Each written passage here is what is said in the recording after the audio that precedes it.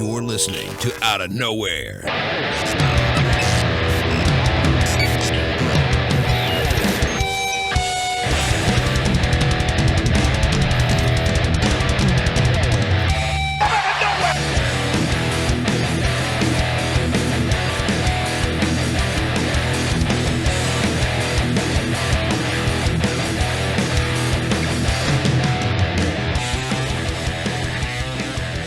You're listening to the Outta Nowhere Wrestling Podcast, brought to you by WrestleCrate, WrestleCrate.com. Well, it's time for Outta Nowhere. We're gonna take some calls and talk some news. We're also gonna talk about Roman Reigns and how he's never gonna fucking lose. He ain't gonna be losing for 30 days. Yeah. And Joe Cronin are gonna blow your fucking minds right here on Outta Nowhere. Welcome to the show, greasy ass fucking goons. Are you ready for Outta Nowhere episode number 33? This is June 22nd, 2016. And this is episode number 33 of Outta Nowhere right here on my channel with JD from New York 206, Joe Cronin. And we are pumped tonight, guys. So much news breaking throughout the week, breaking throughout. I don't know if we can handle this news that's been happening, JD. And of course, everybody, hopefully special guest tonight, I believe ALDO ROSE, formerly Adam Rose, WWE superstar, should be joining us as well tonight. Tons of stuff to talk about, tons of stuff to get to.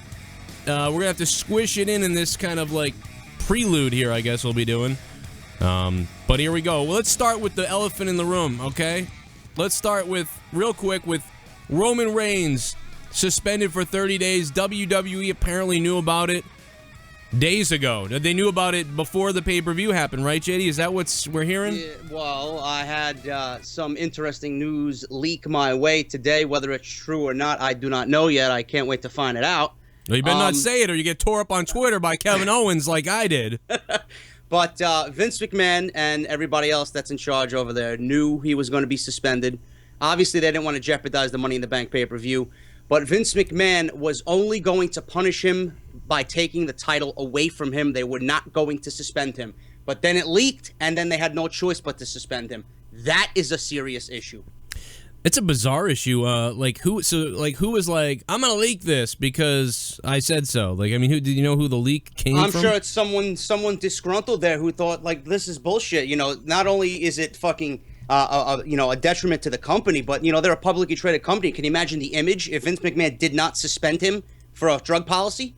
Yeah, I guess you're right. It's terrible. I guess possibly if that is true, then there you go. But also, you know, I don't want to go too far with something we don't know is true. As you know, that I reported, I got all kinds of heat on Twitter. It was a lot of fun. But what do you think? Do you still think that this main event is going to happen, the triple threat? Because I believe it is.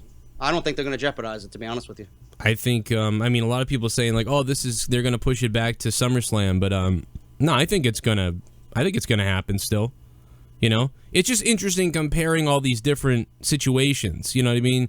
You could even start it with, you know what I mean? Of course, they unloaded like they do at the time they did, suspending Adam Rose, suspending, you know, Jerry the King Lawler, Titus O'Neil for touching Vince McMahon or whatever he did. We don't know really. Yeah, the thing is, bro, that, like they made him wrestle though on Monday night, knowing he was suspended. They knew, but they still let him compete in the main event and announced him in a pay-per-view main event. What kind of message is that? Though? Well, you're right, but I can't say that I wouldn't do the same. I mean, I wouldn't. You know, the top guy in the main event with the title right now is about to go into a huge pay-per-view that we sold. You know, I mean, I can't say that I blame them. Get him in the pay-per-view, get him on Raw, get him out of there. That's what I mean, that's exact. I got to be honest. I would do the exact same thing if I knew. So you wouldn't have booked like an injury angle to have him out for 30 days and then come back before the pay-per-view? Well, that would have kept him safe. But if this didn't leak out, but it's, you know, that's not the way it is. So I don't know. I don't know about that. I'm just saying I would have put him on those shows no matter what I found out, you know? Well, I mean, unless I found out something we don't know what it is. So, but it just what my point is just how, some people have to defend themselves by, creating letters and defending themselves. Someone said something because we're having ALDO ROSE on tonight. Someone said, well, Roman's a man because he came out and said he owns up to it, and Adam did. Well, Roman doesn't have to do anything because he's backed by the system. Yeah. So Roman can come out and say, I apologize to everybody. That's not a big deal. Roman's not going anywhere. But somebody like, Sandow or like Adam Rose or somebody like that, they've got to stick up for themselves. So it's totally a different situation. So whoever said that's ridiculous. Okay, so we know about Reigns. We could talk all day about Reigns. We probably will continue to talk about Reigns, and at some point later tonight. What else do you have? Oh, before we mention, I do want to say congratulations to Biff Busick again, making Oney Lorcan. He's now wrestling as Oney Lorcan tonight on NXT. He was a guy that I got to wrestle up here I got to call the action for Biff Busick when he was up here at Top Rope Promotions in New England, but now he's in NXT, and they started him off with Chris Gerard, which is a variation of his real name, and then Oney Lorcan now, and he was Biff Busick. I don't know why you can't use Biff Busick, but I love Biff Busick. He looks like Gollum, Psycho Gollum. They're going to start calling him. Corey Graves is absolutely great on the mic. Get him up to the main roster as soon as possible. Dude, that commentary team on Raw was like horrendous, suicide. They're horrendous, dude. It was awful. They could be the greatest human beings away from the microphone, but collectively as a threesome, they are awful. Well, I'll tell you what, it is party time tonight, guys. I'll tell you that. I hope you guys are in a good mood. Everybody, click that like button, stick the thumb where the sun don't shine. JD, how you feeling today, man? What's up? I'm good, man. I'm good. It's been a busy week. I'm keeping up with everything. You guys are blowing me away. 54,000 subs just hit. 10,000 followers on Twitter, man. I'm fucking humbled. Well, get ready. It's going up and up and up for you. Yeah. I'm excited about this, man. I loved Adam Rose when he debuted in NXT. I had high hopes for him, and I can't wait to hear what he has to say. This is great for the show. That's one of the things I explain to everybody. He's one of these guys. Like when I started, I know that. He just hit the whole Leo Kruger thing, and I really, we really followed him. We have, before we knew each other, followed him since the beginning, and it was always good. Like, you put him as Leo Kruger, it was good. You know what I mean? You put him as Adam Rose, it's good. Whatever, he just seemed like he could wear 1,000 masks almost. I mean, whether that's a detriment, I don't know. But didn't it seem like you could just put him in anything and it was working for them, or it seemed like it would work? And everything that he did, every character that he played, he just lived in the moment. He was just so animated, and he was just great at the roles that they asked him to play. That's why I enjoyed him so much. The Adam Rose gimmick, he came out and you really believed that that he enjoyed doing the gimmick. That's why I enjoyed it so much. I mean, everything he did was fun. Yeah. And we'll continue, and we'll talk about Adam Rose or ALDO Rose when he gets here. We're gonna maybe figure that out in a few minutes. So NXT, if anybody watched NXT tonight, we're not really gonna do a review right now, but I'd like to hear what you guys have to say in the chat about NXT if you can. What did you think of NXT tonight on a scale of 1 to 10? Let me hear it in the chat. The chat is blowing up right now. The chat is on fire, JD. 900 watching. Let's keep it going, guys. Big night. It is crazy right now in the chat. And another thing is donations are not on right now. So I do want to let everybody know that. Donations are not on for obvious reasons. We don't want to interrupt while we're speaking with a guest. And that's just the way it is. We may end up turning them on at some point, so I will let you know when that happens. We've elected, we've all spoken, and we've elected that phone calls, we're going to leave phone calls off the table, at least until something maybe changes during the interview. But at this moment, we're going to leave phone calls off. But please feel free to continuously tweet us your questions throughout the night. And that's really one of the best ways to get it through to us. So we can ask ALDO ROSE, Adam Rose. He's got so many monikers. Anything else on your mind as far as wrestling news goes, JD? I don't know. I mean, everything was centered around Roman Reigns this week, so I really haven't even gotten a chance to see what else was out there. But Well, I'm just excited about you know what else was, we could talk about this for a second. yeah, Paige getting arrested almost, but yeah, yeah, but I think that's for Total Divas. I don't think that's legit. Okay, I'm not gonna say that's legit, but right. I know people are tweeting you the pay-per-view schedule for the rest of the year. Yes, we got No Mercy. Yeah, I don't know if What's going that's on? true or not, but it's very interesting to see. If it's not true, if it's not true, it's one of the most circulated false images like of a while, maybe since WrestleMania. Remember the false images that were going around during WrestleMania? Yeah. I also want to say shout out to Dixie Carter for tweeting me the other day a bunch. She hit me up like a maniac. So thank you, Dixie Carter and TNA Wrestling. And I want to thank, guys, breaking news, Eric Barnes. Thank you to Eric Barnes, who has told me that we will have a few visits from TNA talent monthly right here on the show. And we can request TNA talent, so we're going to have a good connection with TNA Wrestling. Going forward, of course, we've already had Mike Bennett on the show. We've missed connection with Ethan Carter, so we'll get the TNA lockdown, and we'll start doing more TNA reviews because of that, because of the working relationship. So I love that. Working with my friends at ROH as well, so I'm trying to get that ROH side of things covered as well, so that we can really cover at least those three main things on the channel. Piece of ROH news, Joe, if you haven't heard, Roderick Strong is no longer contracted to Ring of Honor. I saw that too, and people think he's going to NXT. That's the first thing. Roderick Strong to NXT. Now, there's no mention of that anywhere, but it just seems to be obvious. Assume. Yeah, we assume. I have bounced around on TNA, as you know, and my goal in that, by the way, was to get their attention, to be honest. I wanted TNA to see what everybody on YouTube and social media could be doing if they, let their wrestlers really get exposed and get out there. And that was my goal in kind of, making fun of them and attacking them those times. But really, it's all been all about love, because I'm so mad because I believe that they should be seen by more people. I mean, what Matt Hardy and, Jeff Hardy and what all these people are doing, you want it to be seen by everybody, by more eyes. I don't want some guy diving off a, top of a cage through a table and then people didn't see it. I don't want some great wrestling match to happen and people didn't see it. I'm a fan of these guys. I'm a friend with some of them, and I want their shit to get out there. And that's why, I tweeted them so much, and I'm so glad that now, whether it's Dixie Carter or TNA Wrestling or Billy Corgan, who I've been a fan of Billy Corgan's music forever, and the fact that he's got a part of TNA is awesome. And shout out to Vince Russo, our buddy. What's up, Vince? Where are you tonight, Vince? Where are you at tonight? What do you do? You should be here. But that's okay. What do you think about Finn Balor and Nakamura? They're facing each other. It's legit. They're in the ring. They're announcing all that stuff tonight, as they did last week. Obviously, they set it up last week.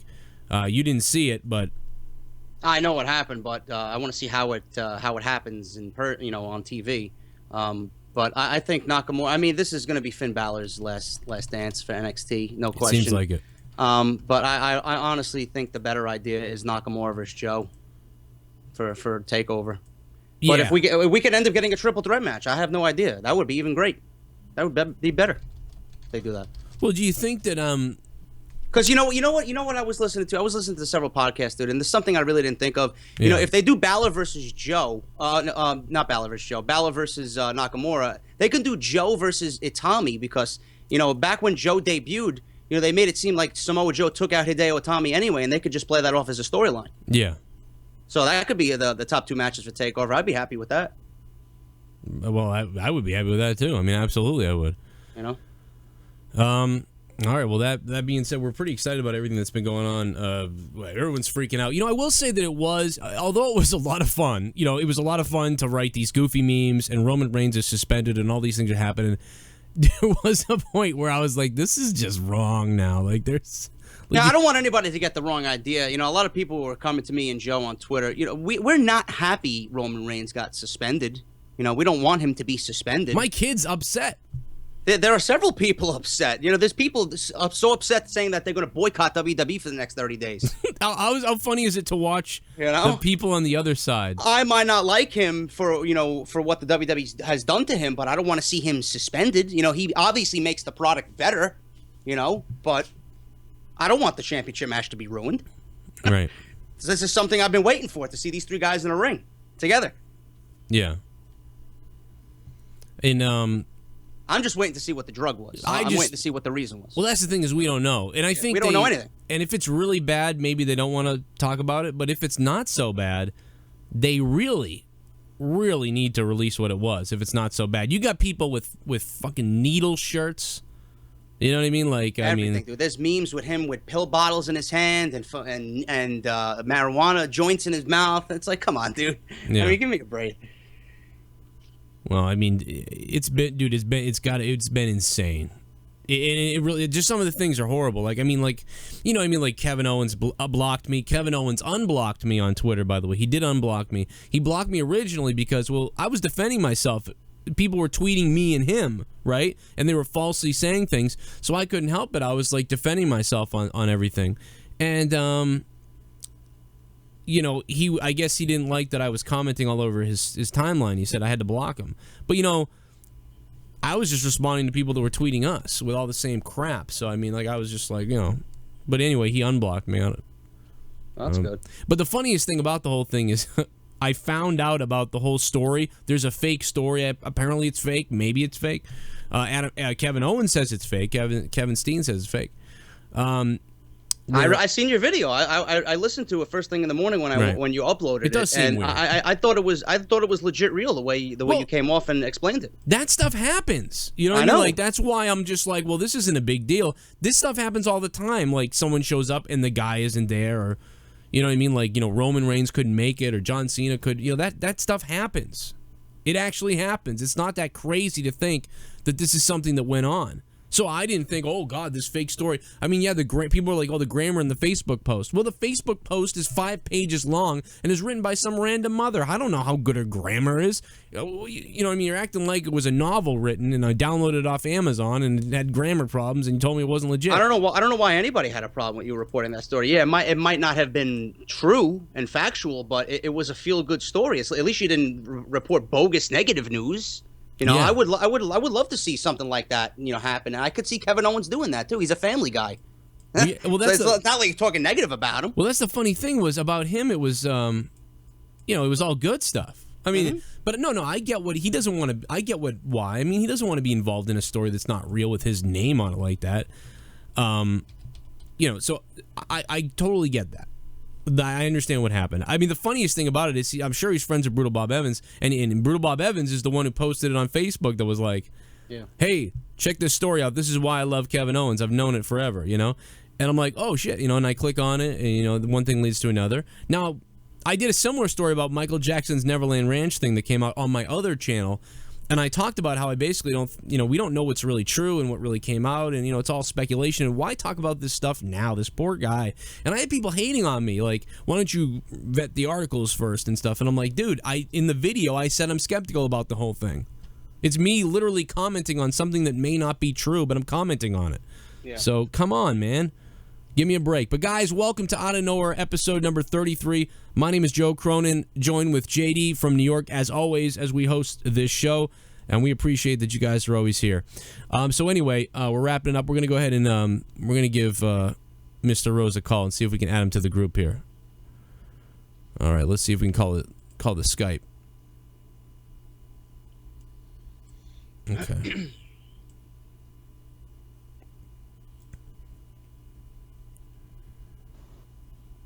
All right, here we go. Adam, Aldo, Mr. Rose. Are you able to hear us? Yeah, I can hear you now. I mean, I don't know. Is my camera on or not? No, camera's not on. It's a great-looking kid, though. He reminds me of my son with the same... We got the same locks, you know, the flow of hair. Yeah, blessed with wonderful hair. Hang on a second. I don't know how to put the camera on. It might be at the bottom, that little camera with a strike through it, and then you got to click on the camera, and the strike will come off of it. Let me see. Yeah. Doing something with the camera. Yeah. The first time I saw you as Leo Kruger, I said, "Man, that hair is great." I had good hair. Yeah, right. Well, it's not still good. Is it changing? It has changed dramatically. Well, I mean, mine is thinning out. Like, I had long hair, too, at one point. And, you know, when I started wrestling myself, I had long hair, and I was like, this is going to be great. And like 2 years later, when I was 24, it thinned out. Like, and I was like, well, this isn't going to happen. So, first thing I did was actually cut my hair. First thing I did, I wanted to get rid of it such a long time ago, so it was a pain in the butt. I can't figure out how to get my camera on, so. That's all right. I'll I don't know if I want to put your kid up there. Like, that's Yeah, I don't want to do that either. Yeah, hold on. Let me figure something else out, because we won't get JD on. Oh, here we go. I'll put JD on. Hold on one second, JD. Hold on one second. Because I don't want to put his kid up on the screen the whole time. That's weird. Okay, here we go. Hold on one second here. How you doing, though, man? How's it been going? Oh, it's good. It's been going really good. I've got a lot of extra time with the family that I haven't had in a long time. So, yeah, that's going to be incredible. It's unreal. I'll be honest with you. It's like you don't realize what you're missing out on. And now I do. I mean, you just miss out on so many things. I think the only thing that's happened is I'm not as over with my kids as they used to be, because they're used to me now. Oh, they've got no, like, all right, you're here, okay. Gone. Yeah. But anyways, other than that, though, but it's good. It's great. I'm loving that. Well, that's a really good positive to it. Now, right off the bat, I mean, one of the first things. Are we starting or not? I don't know. Yes, we are live. I'm sorry, Adam. Good. Or Ray, I don't know what. Get the camera on. Are you gonna take the picture? Yes. Okay. Yes, I've got that off. So I'm just gonna. I'll put like a photo of you up. Everybody, we are live. We're worldwide on my channel, by the way. So we're not just in like Boston where I am. Okay. You know, we got a big live audience right now. We got about 1,200 people, and thousands, I'm sure, will see this. So we're very happy to have you. I mean, last person we had on, we had Rich Brennan on. Did you ever? I mean, obviously you worked with Rich Brennan down at NXT. Yeah, I know Rich well. Rich is a good guy. He was a really good guy. I didn't get to do that much with him, but I mean, nothing bad to say about Rich at all. He's a good person. Yeah, we loved him. He had a blast when he came on. I don't think he realized that our show was not PG until the end, and then he was like, "I can swear. This is great." All right. Like, you can say whatever you want, Rich, and he'd been dying to say something. No, that's wonderful. Do you open up? Yeah, you can say whatever you want. He opened up a little bit. He almost cried. You remember that, JD? Yeah, he actually opened up and said that he listens to Slayer, which I was. What did he cry about? What was he crying about? Well, he's got to go be a hockey announcer now. Oh, okay. No, I'm just kidding. No, he was all right. He just he didn't cry about anything. Oh, okay. He was fine. I'm happy he's happy and he's doing well. That's good. He's a good guy. He is a good. You guys both are good guys, and you're two. Honestly, you're two guys that we started watching right when you started. We started watching Rich when he started NXT. Started watching you as soon as even in FCW stuff. I think it was FCW when I first saw you. Yeah. Did you were picked up in FCW, right, for a couple of years? Yeah, well, NXT sort of evolved out of FCW. Right. Yeah, so I started with FCW, I think, in 2010, and the character changed a lot over the years, but I started as Leo Kruger, and then we eventually evolved into Adam Rose. But NXT actually evolved out of FCW, but right. FCW is probably some of my favorite times, actually. It's funny now that I look back at it. If you take a look at everything and I look back at it, FCW is some of my favorite times. That was actually a question I had on my list, was what was your favorite? You had so many different times and places you were, but yeah, FCW was where it was at for you. Well, it was probably one of my favorite times. Like, I love Dr. Tom Pritchard, and just had a blast. It was like it was still hard work, but it was just different, and it was fun. It was a lot of fun, and right. Not that it wasn't fun later on. It was different, and Dr. Tom's different, and I think that's he's just a wonderful human being, and it's an experience just to be around Dr. Tom. Yeah, that must be amazing. He's one of those guys that on the list, you wish you could pick his brain or meet. Yeah. To have that experience must be crazy. JD, was something on the tip of your tongue over there? Yeah, I was gonna ask, where did the Leo Kruger character come from? What were the origins of the character? Like, what the idea behind it? Like, I mean, Leo Kruger itself, at first, had sort of no sort of identity whatsoever. While you're going through developmental, you're sort of like ironing things out, and basically, somewhat, I would say, just molded into an intellectual type heel, I guess, character in the FCW, where it was sort of borderline African royalty as a joke. But Then it evolved later on into the Hunter type character, which was more based on like Craven and stuff like that. But Leo Kruger, the character, evolved a lot. I mean, and I had a lot of fun with that character, and a lot of fun like messing around with him and just trying different things with him. And he turned babyface at some point in FCW and in NXT, and it was a lot of fun. I enjoyed that character. I did, and I think that character is one of the characters that I feel should have been utilized but wasn't. Right. And for whatever reasons they had, and but it was a good character, and I enjoyed being him. And Leo Kruger will always be a part of me. Always. Well, was there any idea or talk about maybe bringing him back to the main roster? I know you petitioned for that for a little bit on Twitter. Was there any I don't know, I guess momentum for that at all to bring him back to the main roster? Because I honestly, in my creative mind, I thought you would have been brilliant for the Wyatt family with that whole gimmick. I've heard that a lot too, but then you got to think as well. I mean, firstly, I'm foreign, and the Wyatt's on. Yeah. I don't really fit into the mold because everyone's gargantuan and I'm not. But I thought like having a smaller, more technical guy in the group might actually be a benefit. But it's been brought up a lot, but it's something they weren't interested in pursuing. I don't think I think if Leo Kruger was 6'5" and 320, I think he would have been there. But the fact that I'm 6'1" and 220 is not going to happen. Yeah. When you were now have you wrestled all over the world, or did you really was it South Africa, or where were you most? I was in Africa, but I mean I did do some stuff outside, but mainly in Africa. Like and so for me, like coming in 2010 when I came to developmental, I had totally self-taught myself till that point. Right. Everything I had done was pretty much self-taught. I'd watch videotape and slow-mo things down to figure out how it was done. Right. And that's pretty much how training was done that side. There was a trainer, but literally training was the Aussie ring, getting it, they teach you to bump, and the rest is your problem. Right. But and then you would wrestle matches in Africa against people who don't even know how to wrestle or think it's a shoot. So you never know. You don't know who's showing up. Yeah, and not just that. Then there's the language gap. Like guys are speaking different languages, and I mean, you go into a match. I remember doing a tour to Congo. And the promoter said to me, look, if he locks up with you, then he's going to wrestle. If he punches you in the face, get ready for a fight. And that happened in Zimbabwe as well. And that one, I got punched in the face. And I think I was 17 or 16 or 18 at the time. Oh, my God. It's like the Wild West. Oh, my goodness. We got into – let me tell you, this show, it was insane. In Zimbabwe, showtime was scheduled for 9 p.m. All right? The audience arrived at midnight. There were 11 boxing matches before we went out. What? And then 5 wrestling matches. By the time the show was finished, the sun was coming up. Oh, my God, man. That sounds like a party, though. That's let's go. Sign me up for that, actually. 10,000 people, though. 10,000 people.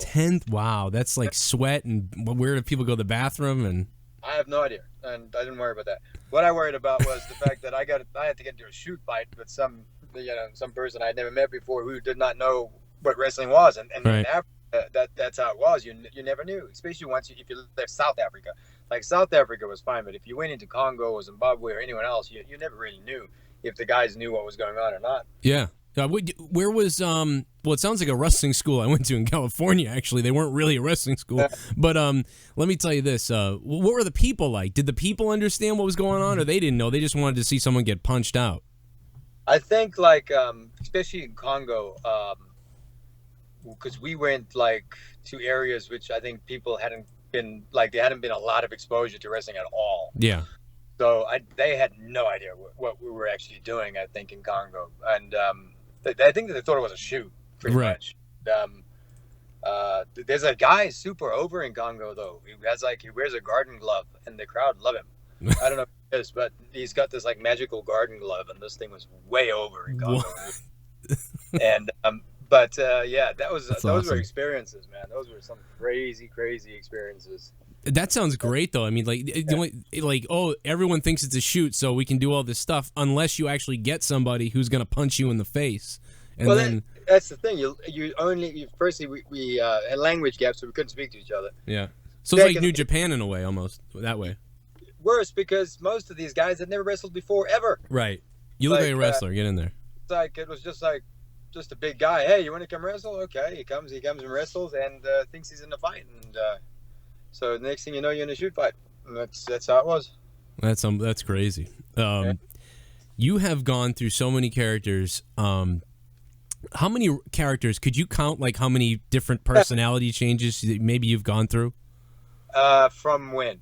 Since like maybe when you started in maybe around that Congo time when you began to now. I started, I think, like because I was like a really little kid when I started. Oh yeah, okay. Like 16 when I started, so I did like a Karate Kid type gimmick. I heard that, yeah. Yeah, and then it sort of evolved into like a Kushi type deal. Yeah. And then that evolved into the character I held for a long time down there. I don't know if I should say the name, but Damien Duke, which was for WWP, which was the big promotion down there, and stayed that way for a long time. Yeah. And then came over here as Leo Kruger, and stayed that way. Just that the name stayed, but the character morphed a lot. From like just an intellectual heel to the royalty.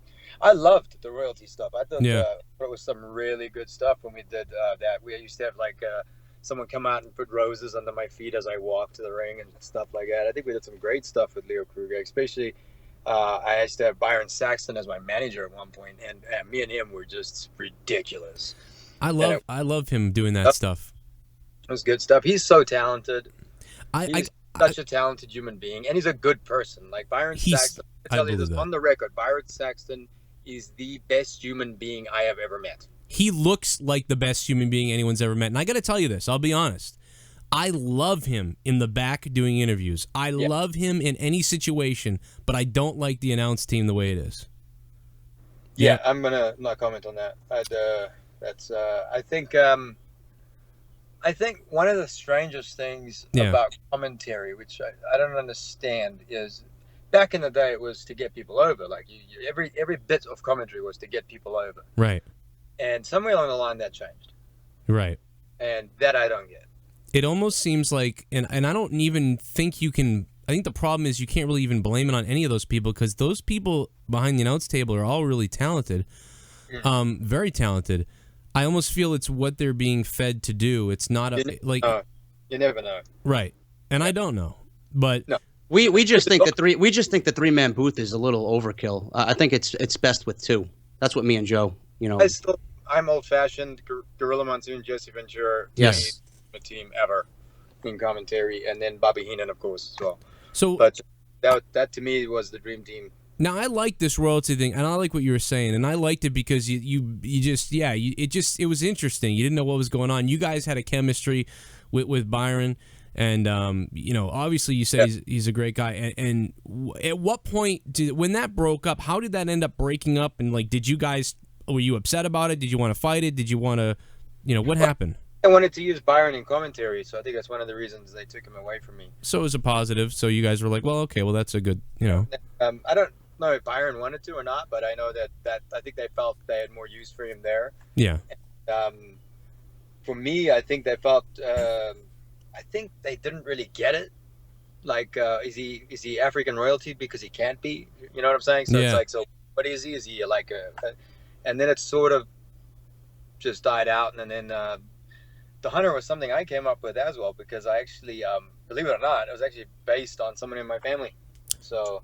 Yeah, it was named after somebody I heard is fairly important, right? Well, no, he's not named after him, but he was like I used to have like a crazy uncle. Yeah. And took a lot of stuff from him.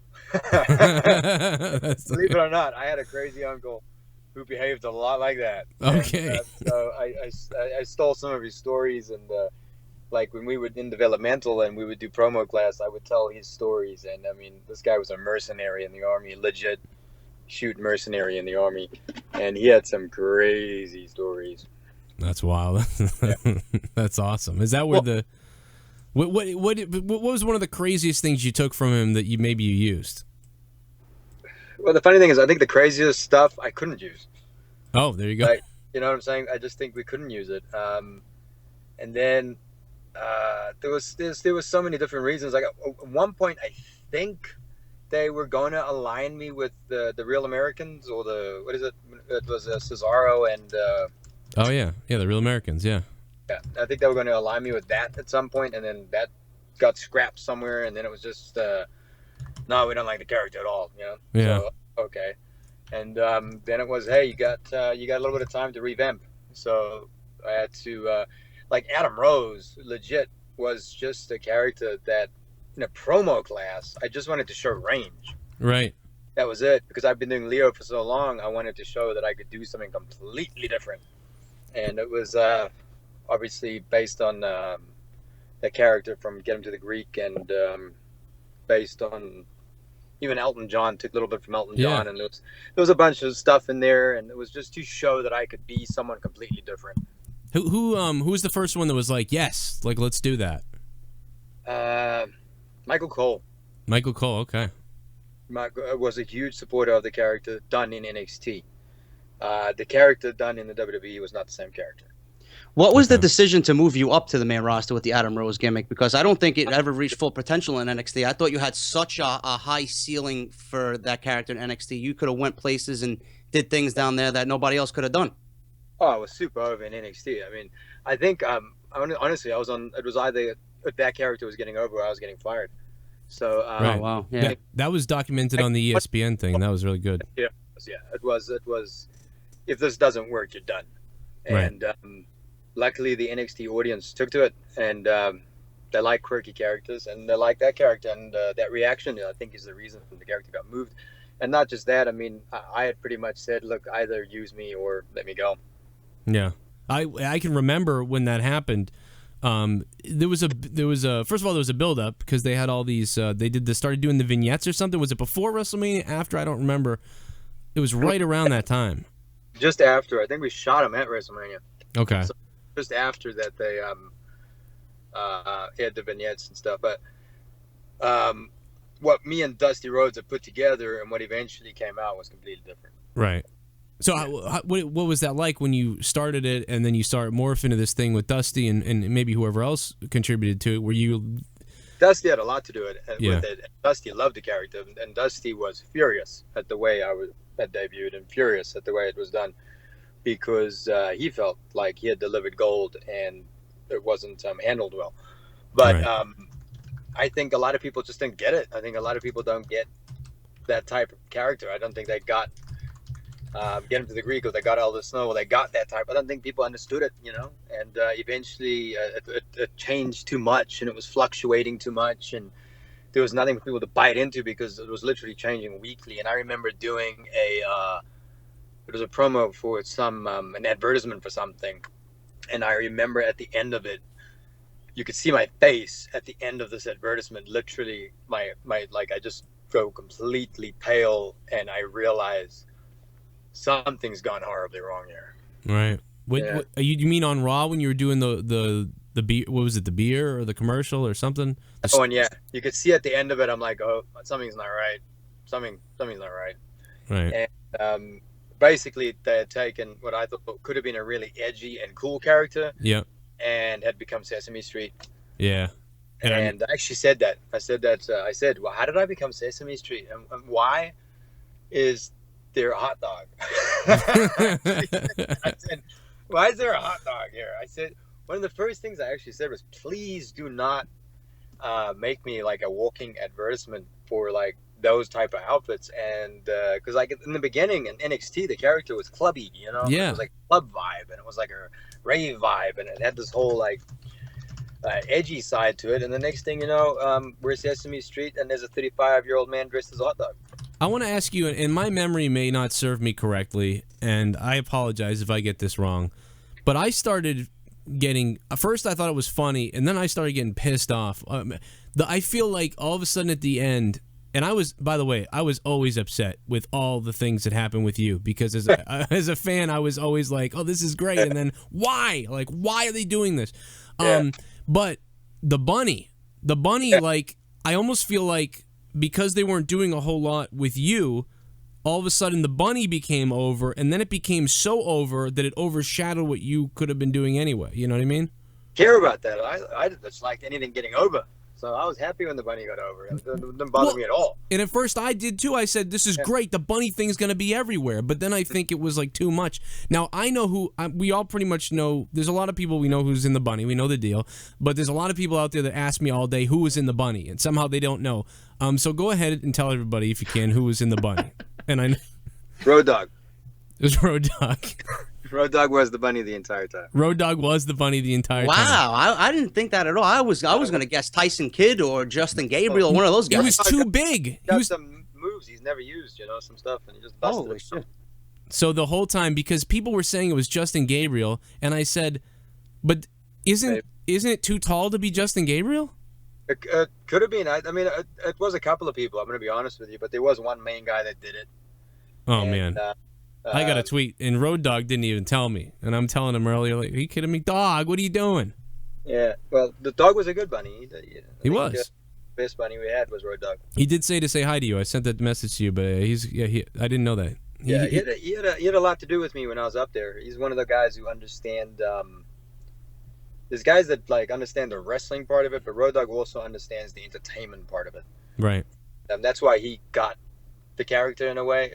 But like, when you've got so many different opinions and so many different people like molding something, right, it can be a mess. It's just when you got too many cooks. As you climbed, FCW, NXT, WWE main roster, did every time you climb a level, did it just seem to become more diluted and hard to get across what you were doing? Obviously. What do you mean, as Adam Rose? Yeah, as any character you were. Like when you got to NXT, it was like, well, you still had freedom to do things, but not the freedom you had in FCW. And then when you get to the main roster, it's like you're chasing a train that you don't have control of. Well, I think by the time you get to the main roster, they've already decided where you're going. Right. Okay. I think, and sometimes I think they know right from the get-go, right from when they sign somebody where he's going. Mm-hmm. And I don't think. I mean, that's why I was not upset, because what I got was pretty much what I was promised. So I was never told I was ever getting much. And there was an opportunity for that to change, though, don't you think? I mean, with that whole ESPN special, I'm going to be honest. I'm going to be honest with you. When I seen that, I actually shed a tear, because Joe and I love WWE so much, and when we see you guys open and not on TV and doing your thing, and to see you guys in real life, I mean, I shed a tear for whatever was going on with you in that documentary. Was there any talk about WWE maybe building off that, because everybody had such a great reception to that? Funnily enough, the answer I got was, it's a different audience. It's a different audience. Huh? Wow, I don't agree with that at all. I don't agree with it either. I never did. I can't understand that. I think my fate had already been decided. Yeah. So I don't think it mattered. I didn't really think about that, but I mean, the one hand, it's like, well, thanks for giving me this time, you know what I mean, so that everybody knows who I am, sort of, so I can go out now on my own and get more work. Yeah. So in a way, that's thank you for that, but ESPN did an amazing job. Dude, that was so good. I think that's one of the best things ever produced for like just pro wrestling as a whole. I agree. But, ESPN did amazing, but I think for me, I think my fate had already been decided. Yeah, and it makes more sense as to why like we're sitting here like, come on, and they're just like whatever, and that's the reason probably. Went from the ESPN documentary to the Rosa Mendez angle. Yes, I don't even remember I don't remember the Rosa Mendez deal. Yeah, I hardly do either. I don't think I've got much TV time. I think at the end of the day, it was she just valeted me for a little bit, and it was just basically keeping us busy. Right. And obviously, everything I was ever given, I tried to do something with. Yeah. And I tried to do something with that, but it didn't really ever go anywhere.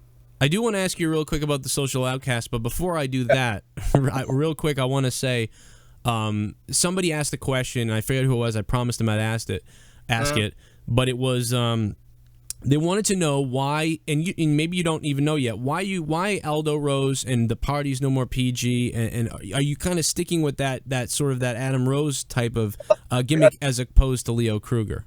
Yeah, well, you must remember, Leo Kruger never made it to the WWE. Right. So we know Leo Kruger. Right. But people in general are not going to know Leo Kruger. That character does not exist. You're right.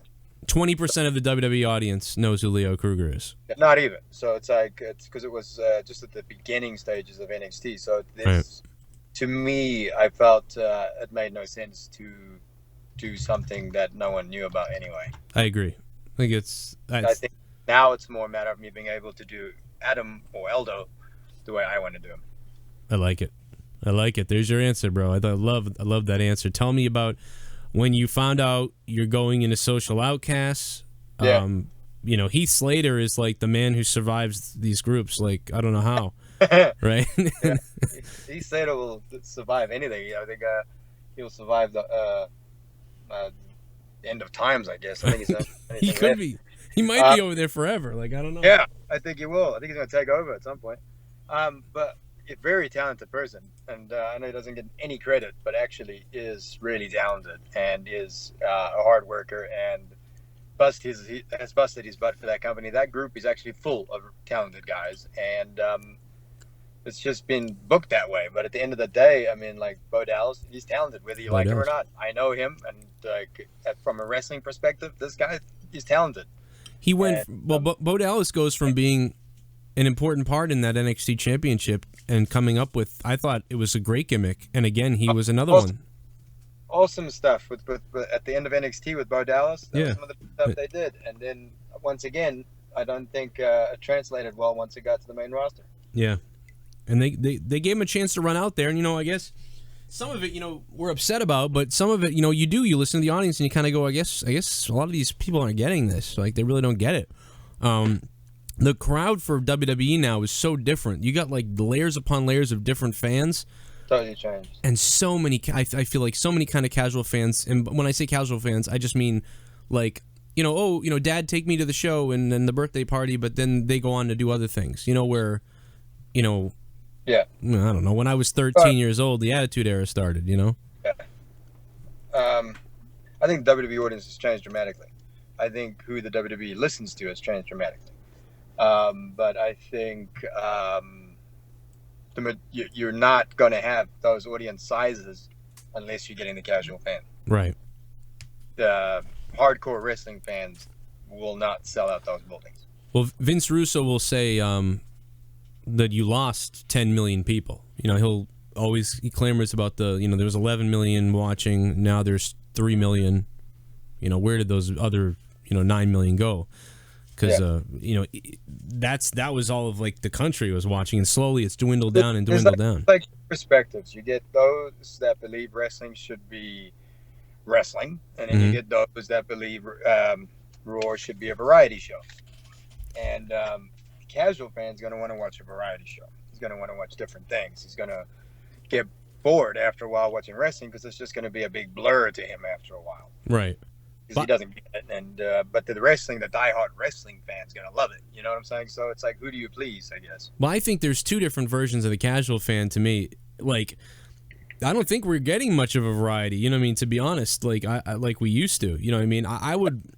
They're starting to do more wrestling up there now than they ever did before. Like, it's turning into like we're doing a lot of wrestling. It's all the other. It's like the storylines though. Like a lot of what they do with storylines. None of it makes a lot of sense to me anymore. You know, it's those, especially mid card. I don't know what's going on. You know, so I don't think there is a mid card really, but yeah. Yeah, I mean, no matter where. Yeah, I think back in the day there used to be a strong mid card. I don't think that's been around for a while. I don't know if we're leading to a strong mid card again. Yeah. It's possible. It's possible that these changes will lead to a strong mid card, because I mean the place is busting with talent now. Yeah. And almost too much. Though the people there can wrestle. The problem is, can we write some storylines and do something different? I actually said on the show 8 months ago that Cesaro should come out and rip his suit off and come out and rip his suit off and then come to the ring, and then they did it. And we get into quarrels about who was listening or whatever, but like that type of stuff. Yeah, someone was listening. Yeah. Well, anyway, JD, I'll move on. There's a couple more things. That ESPN documentary too, by the way. Yeah, we absolutely loved that thing. It was very touching. You know, I got 3 kids, so like I was just glued to that, man. And you talk about, if you showed that to more people, I think maybe a lot of people just didn't see it. But, that was like, talk about hardcore in your corner after watching that, you know what I mean? Yeah. And no, I got a huge response from it, but yeah. just for some reason it was just never capitalized upon. And I think, in fact, the exact opposite was done. Right. And for whatever reason, I don't know. I don't know the reasons. I don't know. I'm not part of those meetings, so I don't know. Do you remember when you did like you started doing like an artsy character almost for a second, and then that didn't happen, and then you went to Social Outcast? What happened there? Well, I was actually happy with the artsy character. Like, I felt like it was going towards Leo Kruger, the royalty stuff. Like, I could play with that, and there was some quirky stuff I could do with that. But, like, it was never getting on the main show, and I think my fate had already been sealed. And then Social Outcast came around, and literally came about super quick. I think it was like at 5 o'clock in the afternoon was decided upon, and we were on that night. So, and so we like had to figure that out real quick. Then it was basically the island of broken toys, I guess. You know, what was stuck together. Did you have any like good moments, like when you were up on the main roster, like crazy moments or crazy situations where things changed, or like whether it was travel plans or shenanigans or whatever when you first got up to the main roster? Yeah, I don't think the guys have as much fun as they used to. I think the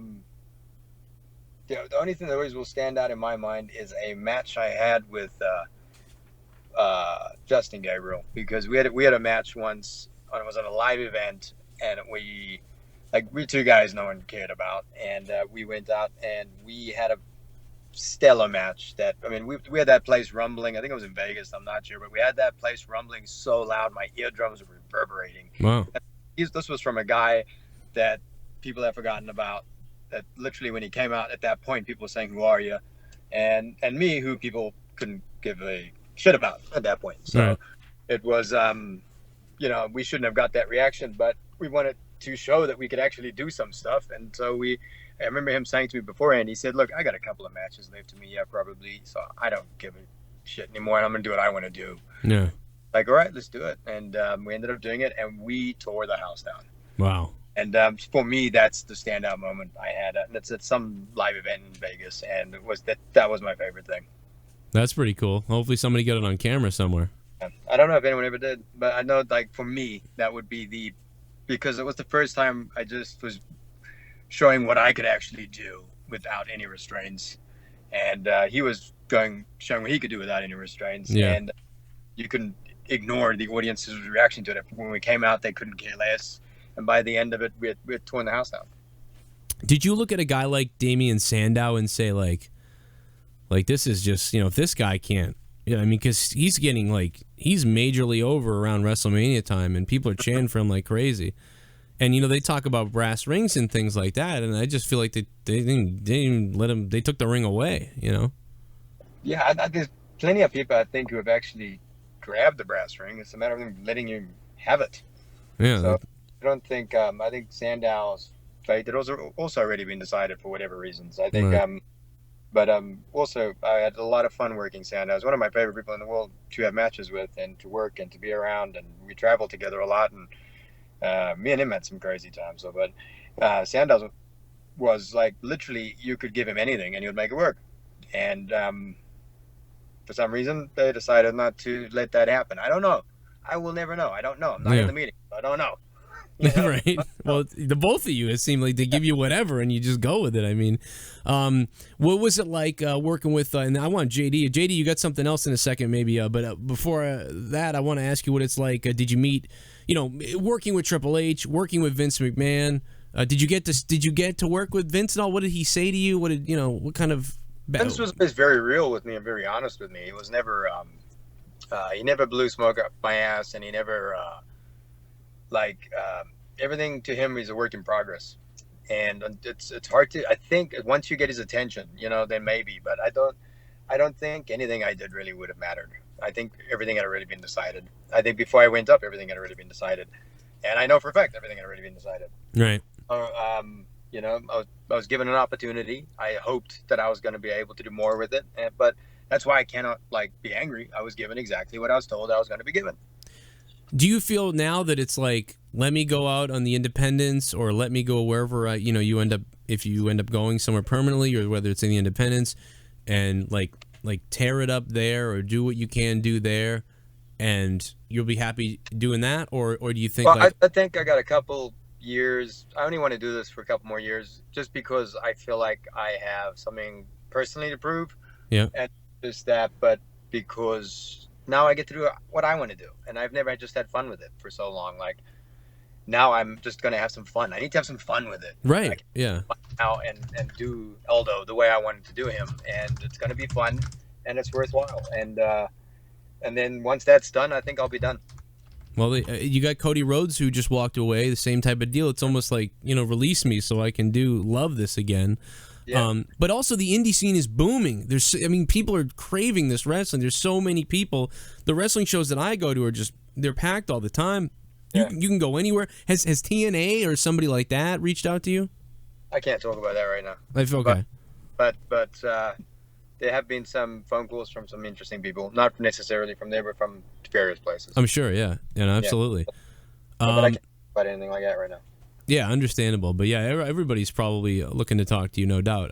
Certainly. JD, you got something? I was surprised that you wanted to talk to me. Really? You were surprised?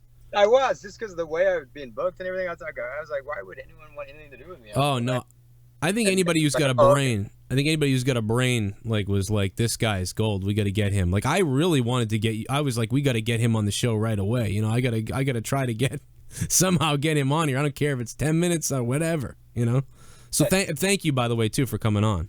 No, the fact that you wanted to do it, I wanted to do it. I just like the fact that you wanted to pay me for it at some point. And I was like, why does he want to pay me for an interview? That makes no sense at all. Well, RVD will come on for $2,000 or something. Yeah, I'm not going to get into that. Yeah. You're very, very humble about that, though. I am not. We're we're a little crazy here. But, and JD, what did you have? I'm sorry. I had one question about the Social Outcasts. Whose idea was it for that stable to be formed, and what was everybody's collective thought going into that, leading up to your departure from WWE? Because, like you said before, I love Bo Dallas in NXT. I think Curtis Axel is one of the most underrated guys in the entire business. Period. I wish I would see more of him. Yeah, and you guys were all collectively great, but like, where'd the idea come from, and what was your thoughts about that? I think it was pretty much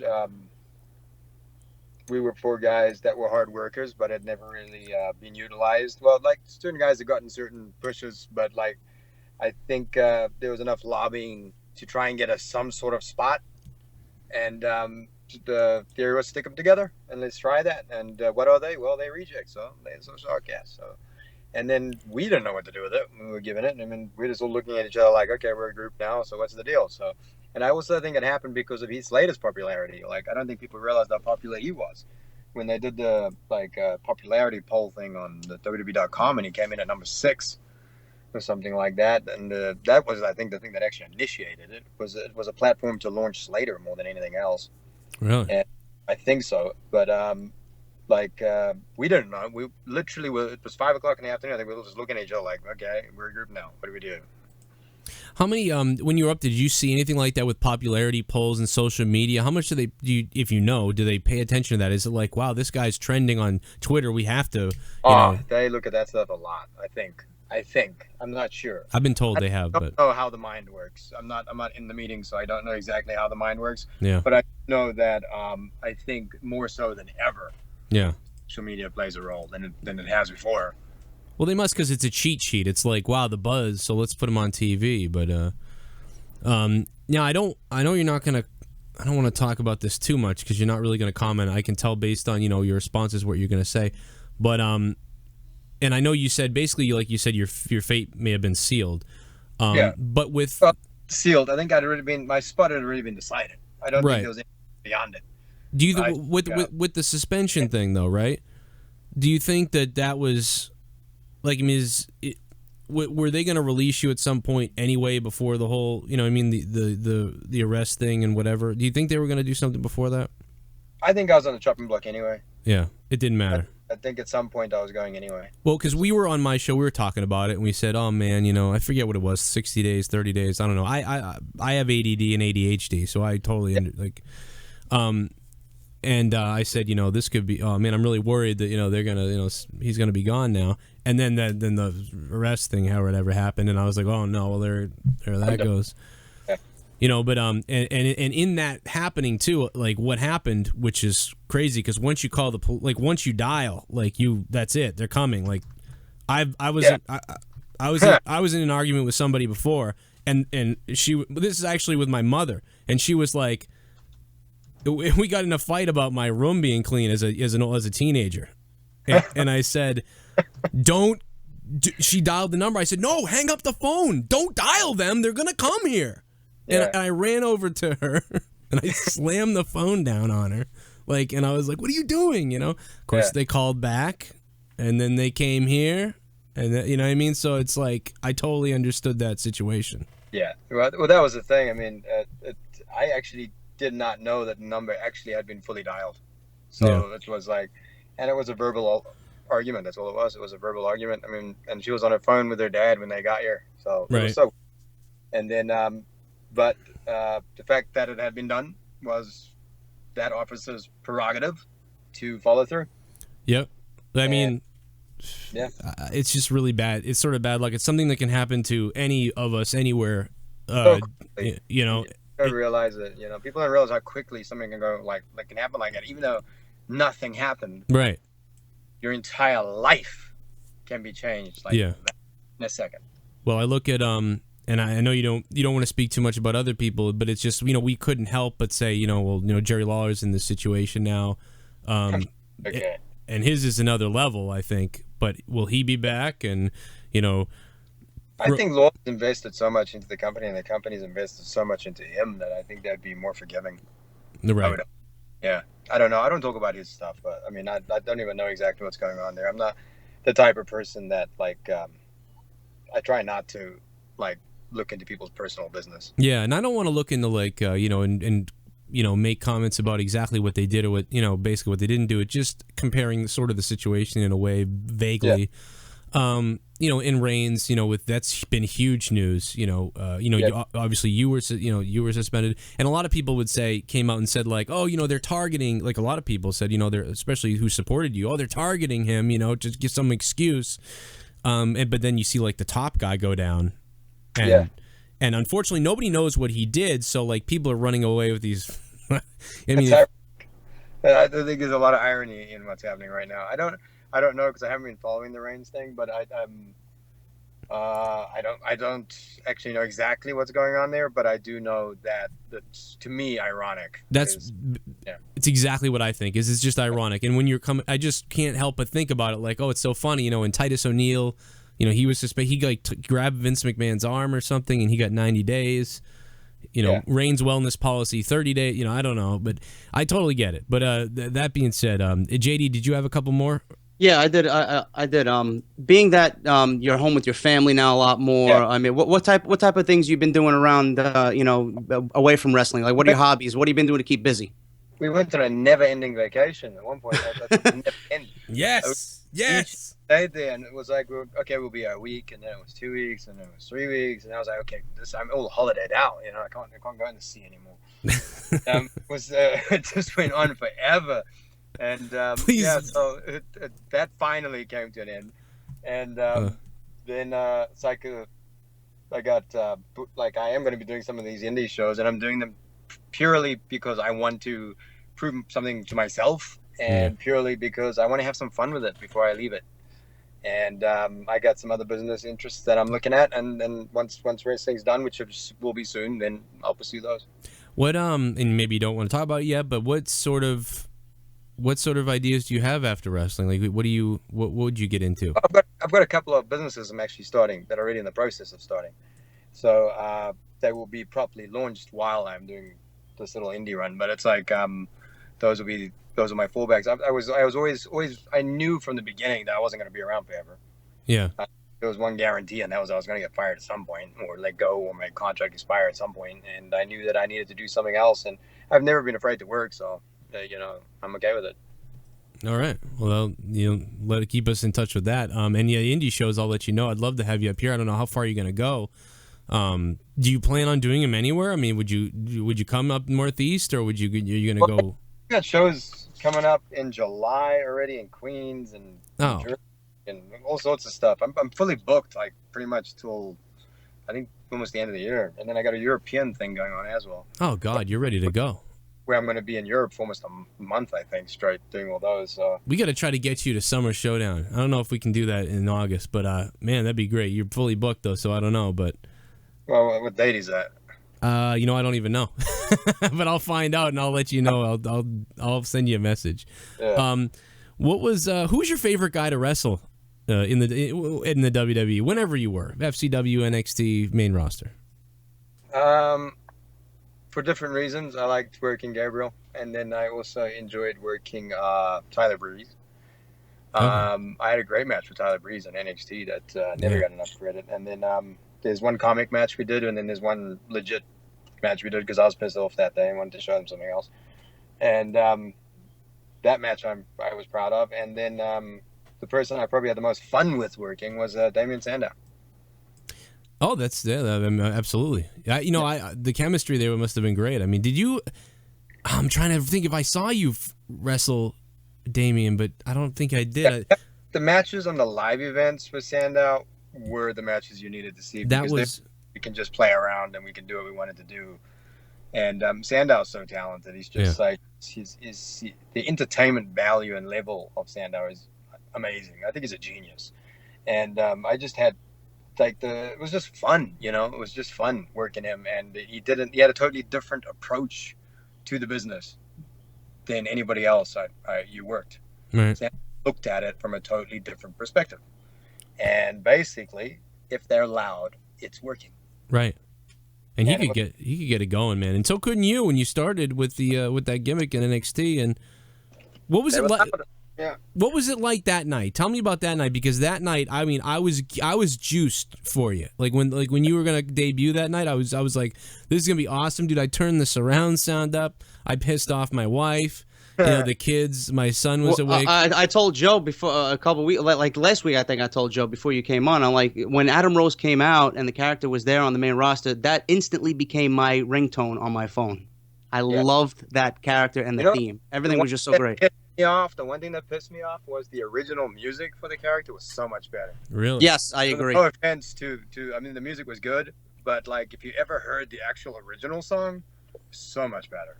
And I got to say this because I forgot about this, but like the highest moment that Adam Rose ever had was the first time I went to the UK. They sang my song the entire show.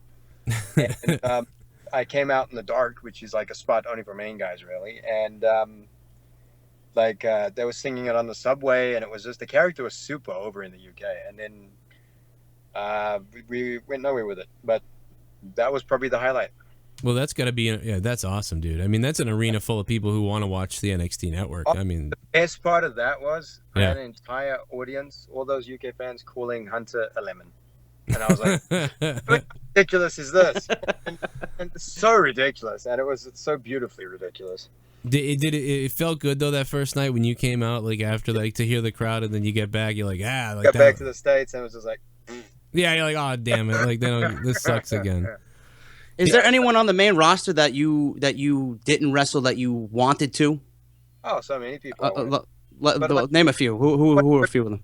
A few minutes, that's the thing. So it's and there's so many guys I would love to have worked and given the time frame to work them, because there's only so much you can do in a 2-3 minute match, and there's only so much you can showcase in those environments. Who did you grow up? Who was like your guy when you grew up? Did you watch WWE? What were you able to watch as a kid? I had a weird bunch of guys I liked. Like, I mean, I liked. I had some like classical guys. Like I loved Randy Savage. Yeah. I loved this, and most people don't get this, but I loved Greg the Hammer Valentine. Loved him. Yeah. Oh, our buddy just went to meet him. Yeah, he was so underrated. I was a huge Hammer mark, and then not just that, but then like I loved the Honky Tonk Man. I loved Bret Hart. I liked the whole Hart family. I liked Jimmy Snuka. It was weird. I had a weird bunch of it made no sense. There was no correlation. Yeah, well, that's good though. You had a variety. Yeah, but I like it was just there was no like everyone was different, Yeah. Yeah. No, I got you. That's cool, and it's a cool variety, and I love that time. And I used to love Greg Valentine when I was a little kid. For me, that's the best time. I don't know if it's just because I was a kid when I was watching it, and it's nostalgic. Yeah. For me, that was the era. Gorilla Monsoon, Jesse Ventura, and that lineup and that roster will always be, because like we got wrestling in South Africa years after you guys did it. Like, yeah. I think we got WrestleMania 3 like 10 years after. Oh wow. Yeah, because we were like South Africa at that point was on lockdown, so we never saw American product at all.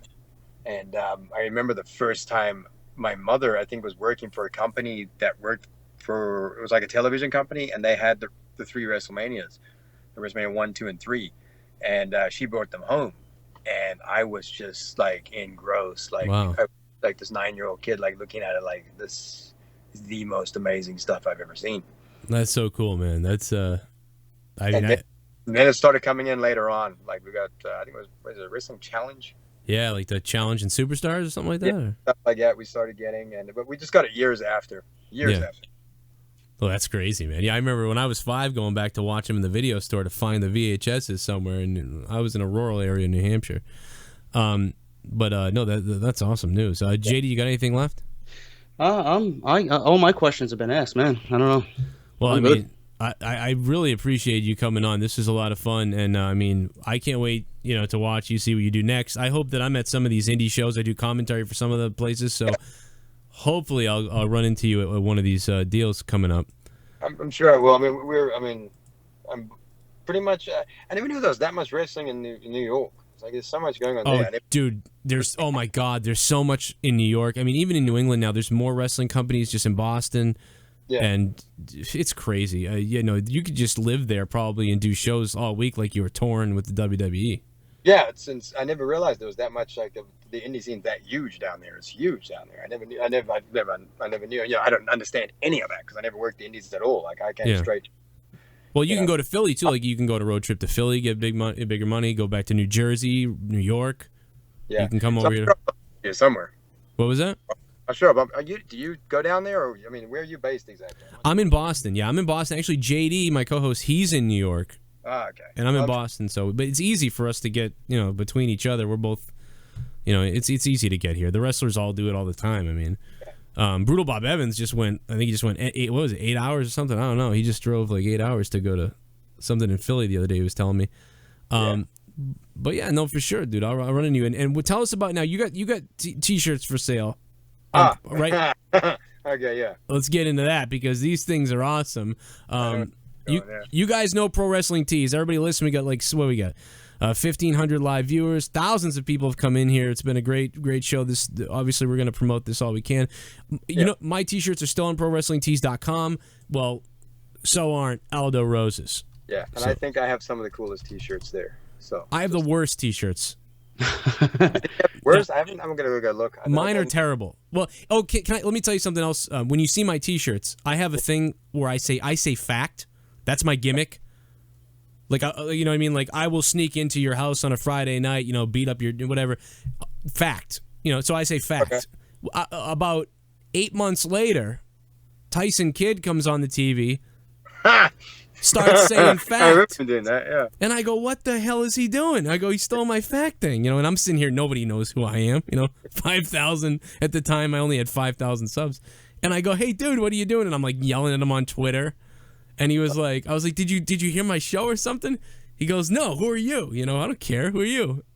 And I'm like, who would know? I don't know if he got that from you or not. No, I don't know. I don't think so. He didn't. He said he didn't. And I was like, okay, cool. But then, you know what I mean? Here we are, a year and a half later after that. And Cesaro comes out and rips his clothes off. And I go, no, I said. You never know what they're watching. You'll never know. Oh, my God, dude. I was like. More than anyone will realize. Well, we've had some past writers on here tell us some interesting things, but anyway, it's so it's kind of an ongoing joke. But let me find you on here because I want to see these shirts. These are friggin' hilarious. Here we go. Oh, these are great, dude. You have a lot on here. Well, I think I have 5. Oh, okay. Then these aren't yours. No. What the hell are these? Oh, this is this other guy. I hate when they do. Yeah, they what they do is sometimes Pro Wrestling Tees they promote other people's below yours. But these are actually yours. Great company though. I love them. We love Pro Wrestling Tees. JD, they actually moved. I'm on Barbershop Window. They're affiliated with Pro Wrestling Tees, but the quality of the shirts is amazing. Hang on, I got to give a shout out to a guy with the name of Migs. That's Migs Media 1, who designed the skull with the lollipop in it. Oh, here it is, right here. I love this. Unreal. This guy is an artist. Dude, this guy is awesome. Then we got to talk to him. Maybe I should talk to him about mine because let him fix your shirts because he's unreal. That's so cool. Yeah, mine suck. Like, I can't even believe when someone buys one at a show, and I'm like, you want to buy my shirt? I'm going to go look at yours right now. Mine are awful. When you see them, you're going to be like, what the hell? But if you go look at JD's, JD has great ones. He's got a something he calls...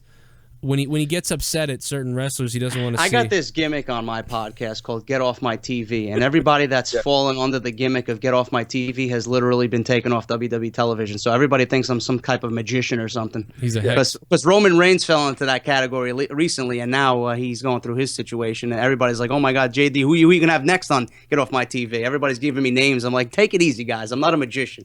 Yeah. Okay, so you predicted that whole situation? I wouldn't say I predicted it, but it's just a freaky coincidence. It is very freaky, dude. Your T-shirt came out like a month before, and then Big Show and like the Wyatts and KANE, they were all off television, and then he comes out with the Roman Reigns one, and bam, Roman Reigns goes off, and my Twitter blows up.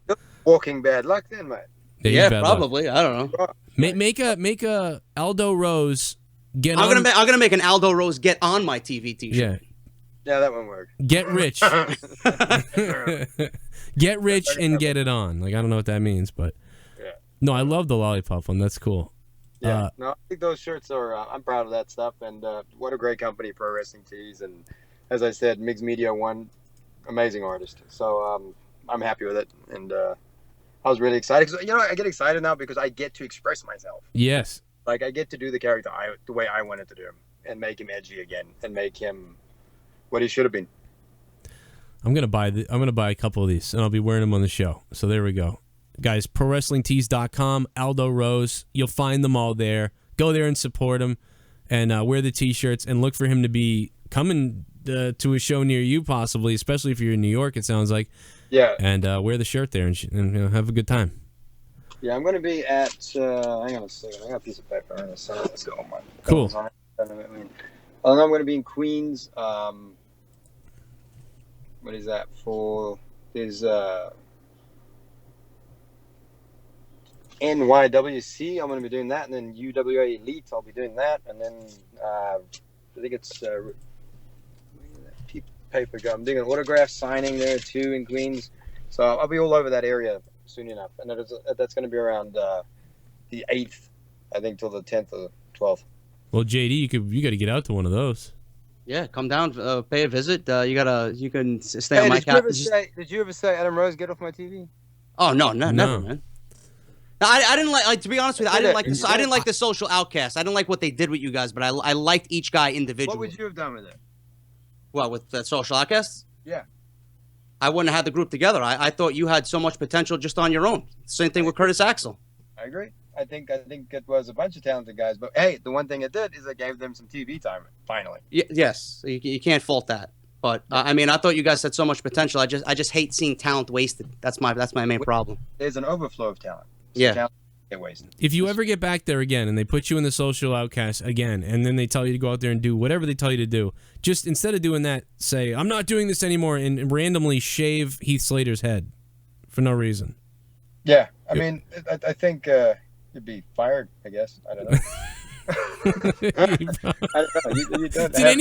Did that happen? Like, did you have times where it's like, because I feel like it's the strictest it's ever been. Like, it was a little more Wild West back in the day, but I feel like it's really strict now. Like, if you vary from what they were supposed to do, it was, you're in trouble.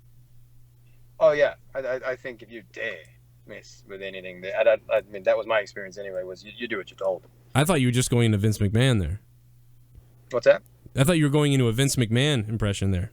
Did it sound like it? Did it sound like it? A little bit. You dare. Oh, I know what we did to poor Rich. Do you remember what we did to Rich? This was Yeah, you fired him in Vince McMahon's voice. I fired him as Vince McMahon. That's right. Let me hear it. I want to hear you say, you're fired. Well, I said, Rich, why don't you come in here? I got something to tell you. You've done a pretty good job so far, but Rich, unfortunately, you're fired. That's pretty good. It's pretty good, yeah. Well, Rich told me he was like over a fax, and he was sort of like he was kind of pathetic. I thought something else would happen, and I said, yeah, I would expect it to be Vince. Like, if you're gonna go out, have it be Vince. And he's like, no, it was just like a paper fax. Yeah, it's not like Vince doesn't phone and do that. Yeah. It's not dramatic at all. And I said, well, let me make it dramatic for you. Total opposite. I'd prefer it to be dramatic. I would have loved that. That would have been fun. Exactly. You could have like yelled all the stuff that like you wanted to do, and but no. I was actually at that point, like I said I've said before, it was mutual by that time. Like so much shit had gone down, and I was unhappy artistically, and it was done. And I knew it was, and they knew it was, and I knew they weren't going to do anything with me. And at the end of the day, they did exactly what they said they were going to do with me, which was nothing. So I can't be upset. I had an opportunity. I got to travel the world, and I have an action figure. So I'm happy. I can't fault them. I was never promised anything that I didn't get. You know what I'm saying? Right. So I can't fault them on that. It's not like that. And I think there's plenty of guys that they know they're not going to use. And that's just what it is. What is it? Is there anything you'd like to say to everybody listening, or anybody that obviously was supporting you, and a lot of people really clamoring for the Leo Kruger stuff here? But a lot of people, it's actually like a handful, but it's like there's no point. I would love to have been Leo the entire time, but at the end of the day, that character never went to Raw, and that character never was on the mainstream. If you know what I'm saying. So there's no sense to go to a character that a few people know about. Right. But it's like. I think I'll always appreciate the UK fans. I think because they got it from the get-go. They just understood it. They understood quirky, the fact that the character was slightly effeminate. They understood that, and it didn't get to them. I think for some reason, I'm glad you brought that up, because I didn't think of this. But when you were in NXT, I think we all got it. I think the NXT people loved it. I think the small group in America of NXT fans loved it. And I have a lot of UK fans. Like there's a huge chunk of my audience that's UK and New Zealand and Australia, and a lot of those people get it too. They're in line with my sense of humor, and they enjoy what you did. Obviously much more.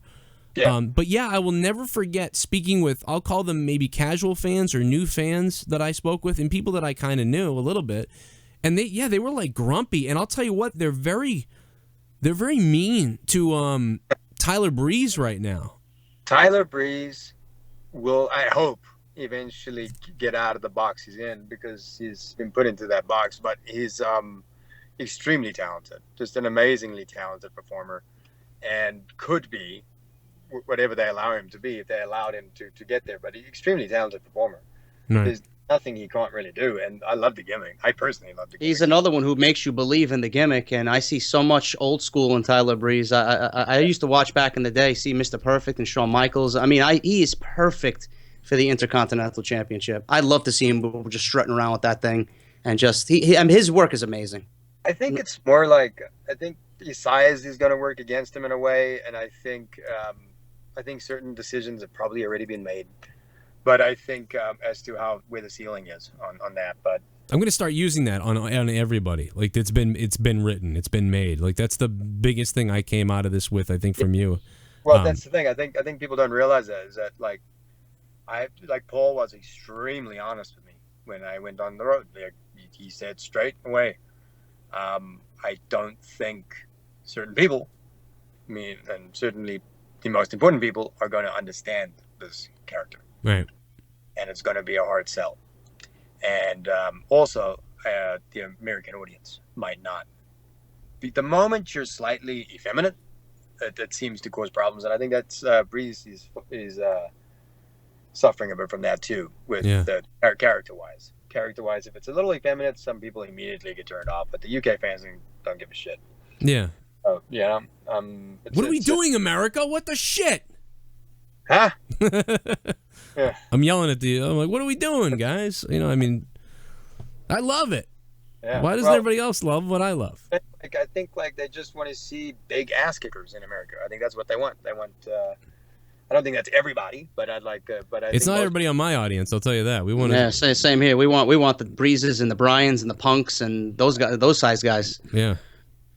Well, certain guys have broken through, Bryan and Punk and stuff like that, were able to break through the mold and get out of the box, but it's not everybody does. and it's just what it is. It's just the nature of the beast. Do you feel the industry, especially in WWE, is changing with guys like that who came in and were so successful? Do you see like the smaller type guy coming in and being successful like them and kind of changing the wave of things? I do. I think they've changed direction a lot, and I think I'm undecided as to if it's a good thing or not. I don't know. I don't know if they've changed the direction too much. I can't tell. But I think there's definitely more of an opening now for the smaller, like the Sami Zayns and stuff like that. I think are going to do far better than they would have done a couple of years back. But I don't think that necessarily that decision to do that full U-turn is good. If you know what I'm saying. I think there's going to have to be a middle ground there somewhere. I'm not sure. But I'm yet to see if it's like this cruiserweight tournament thing is interesting to me. I want to see where that goes. Yeah. There's a lot of stuff like I think Paul's much more open-minded to stuff than people will realize, and I think so. He's open-minded to that type of stuff, and I think certain opinions are changing. Yeah, well, it seems like that for us, and we're getting happy about that. I just don't want to see anybody that we love be created in NXT go up there and just, you know what I mean? You don't want to see that diminish or go away. That's the only scary thing. When you change it too much, that's the thing. You can't change it too much. If there's something that works, and you've done it once or twice and it worked, and the audience reacted to it, why would you mess with it? Yeah. Well, and the thing, too, is if like 30% of the crowd cheers like crazy for it, those other fans who don't know any better, they'll start to cheer for it because they'll start to realize, why are they cheering for this? Oh, I like this now. I get it. Average person that doesn't watch a lot of pro wrestling at all, and let's say that goes to a live event and he's not going to watch a show, and 30% of the audience cheer for somebody, they're going to start cheering for that person, and because they're going to do what the other people are doing. Yeah. Know who to cheer for and who not to cheer for and what's going on. They're just going to follow what the audience is doing, pretty much. We said that about Enzo and Cass. We said, well, they'll go up, and people argued like, oh, they're not going to get over with the newer people. They won't get it. I'm like, they will within a week, 2 weeks. It's going to snowball. They'll get it. Yeah, and they did. And I mean, I said that from the get-go. With Cass. I've always said that I believe Enzo is like just walking money. Right. Yeah. And I feel like the what was it, the Alphas, the American Alphas, like I think they'll have more trouble because they're wicked good at wrestling and they're lovable personalities, but they'll take longer to get over because they don't have that mic skill coming out of the gate, But we love them, and I want to see them do well. I think they're going to do well too. I think so, but I think it will take longer. It's like, why would you?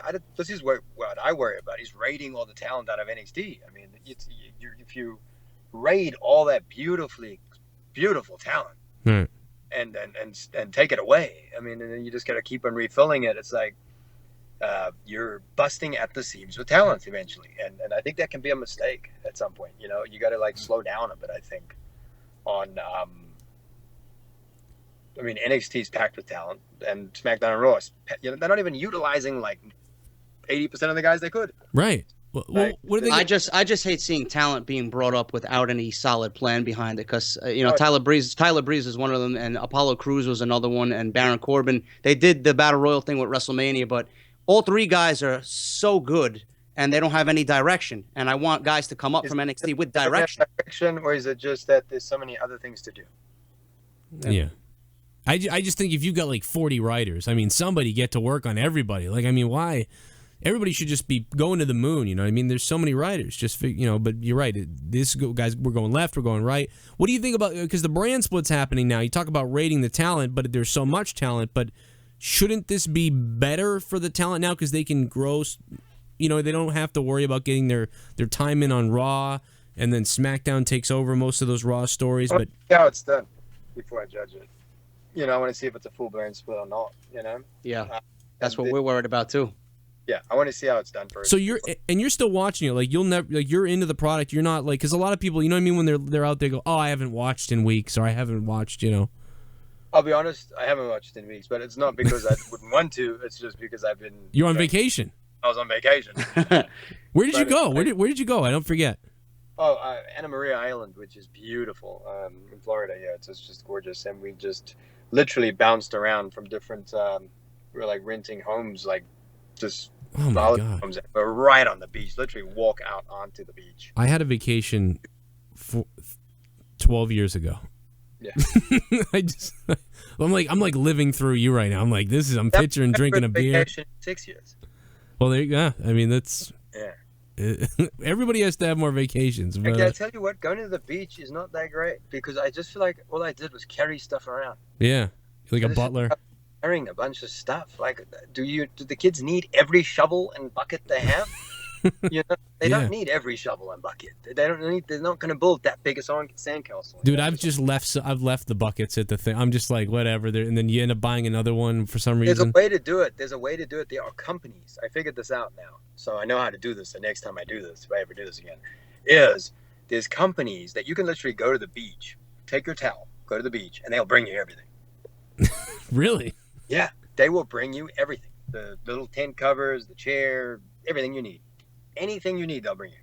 That's unbelievable. Then when you come at the beach, you call them, they come, they pick it up, and they take it away. Maybe we're just not. We're you know what? We're probably not that fancy here because I'm in Boston, so it's like, you go down most of the beaches you go down to, you got to be careful. Like there's rocks and needles. Like you don't go to the beach. Yeah. So it's. Florida beaches are gorgeous. So. Yeah, I'd love to be down there. I went to Bermuda, and I'll just never forget those beaches. Yeah, I think the only thing I did notice is there's no waves here. Like, there's nowhere to surf in Florida, really, I can tell, because I haven't seen a solitary wave, ever. That's depressing. Yeah, would you go, do you surf? I used to, yeah, when I was in South Africa I did, but it's like, you can't. I don't know if there's a part of Florida where there's waves. I don't know. But I haven't seen waves anywhere. No, that's strange to me, an ocean without waves. It's just flat. I was in Fort Lauderdale and a couple other places. I never saw. Same deal. No one was surfing. Bermuda, yes. California, yes. Never saw it in Florida, so you're on to something. Durban Beach, South Africa, some of the best waves ever. Oh, I can imagine that. That's going to be crazy. What speaking of this is the last thing I think we can get to, and I'll let you go, but I'm having a blast. But what was it like when you came to America? Like, what were the cultural differences? Are there things that still just like this annoys me about Americans? This was something, I've said this to so many people, was the culture I come from, we don't talk to strangers. We don't. Like, if a stranger talks to me where I'm from, we immediately get suspicious. Like, what do you want? You want something? Why are you talking to me? It doesn't make sense. Why are you speaking to me? Right. In America, everyone talks to everybody. It's a very verbal country. It's a very open country, and people talk to each other. Like, I remember when I took a flight, I think I flew in, did my medical, flew back. And I remember it was a flight to Moscow to my left, flight to South Africa to my right. And I was walking through all the Americans. I was loud and everyone had a good time. And I got to the Moscow and South Africa flight and it was dead quiet. Wow. Word to each other. So I think Americans are far more verbal. Like, I remember my wife, like me and her, like there was like a period of time, was like, why? She was always like, why are you so quiet? Why are you so quiet? And I'm like, well, I'm just enjoying the drive. I mean, I don't need to talk right now. And it's like, I think Americans are just used to talking. What used to piss me off though was going to the grocery store and then I'm trying to pay for my stuff and I have to get into this 20-30 minute conversation with the teller or the cashier about her kids. I'm like, why am I hearing all this stuff? I don't even know you. I just want to buy my groceries. Leave me alone. That's so funny. That's one of the main things I noticed. That is bizarre. And I'll tell you what, and you're right, because I'm very chatty. Like, I'm kind of like that. Like, I'm very chatty. And sometimes, I can tell when I'm talking to somebody, like, oh, I should stop. Like, they don't give a shit. Like, just let them get out of here. Americans can talk, they can just shoot the shit. I don't know if that's the right term for it, but they can, Like, it's a good thing. I don't think it's a bad thing. I think it's good. I like the fact that they can do that. I do it more than I ever used to. Like, when I first came over, I think people thought I was very obnoxious because I didn't talk much. Right. But culturally, we didn't talk much. I don't know you, so I'm not going to go over to you and try and make a conversation. Right. You know what I'm saying? I don't know you. Yeah. It's like, I think that culturally that was just different. But, like, Americans will much more open, and strangers will talk to each other, and it's different. That was the main thing I noticed, was a lot more talking, and, like, just random people can become your friend instantaneously. Yeah. It's like in South Africa, it was more like if someone talks to me, you want something or something bad about to happen. So, yeah. Well, I mean, there's certain neighborhoods, if I'm walking through, if someone talks to me, I'm just going to, I'm keeping going. I'm not stopping. That was another thing I noticed, too. I remember I was driving, I don't know where I was, and we were driving somewhere, and they said, this is a bad neighborhood. And I remember turning and saying, it is? Yeah. Because like you don't know what bad neighborhoods are in the States. I'll show you bad neighborhoods in South Africa. You don't have proper bad neighborhoods. You Right. know the difference between a South African bad neighborhood and an American bad neighborhood. I didn't even know I was in a bad neighborhood. I thought, no, it looks alright, you know. Didn't even notice. Well, Yeah, sometimes it can come out of nowhere here. I mean, our bad neighborhoods, you know, it's just like everything looks okay, and then all of a sudden, you're like, oh shit, Yeah. like where am I now?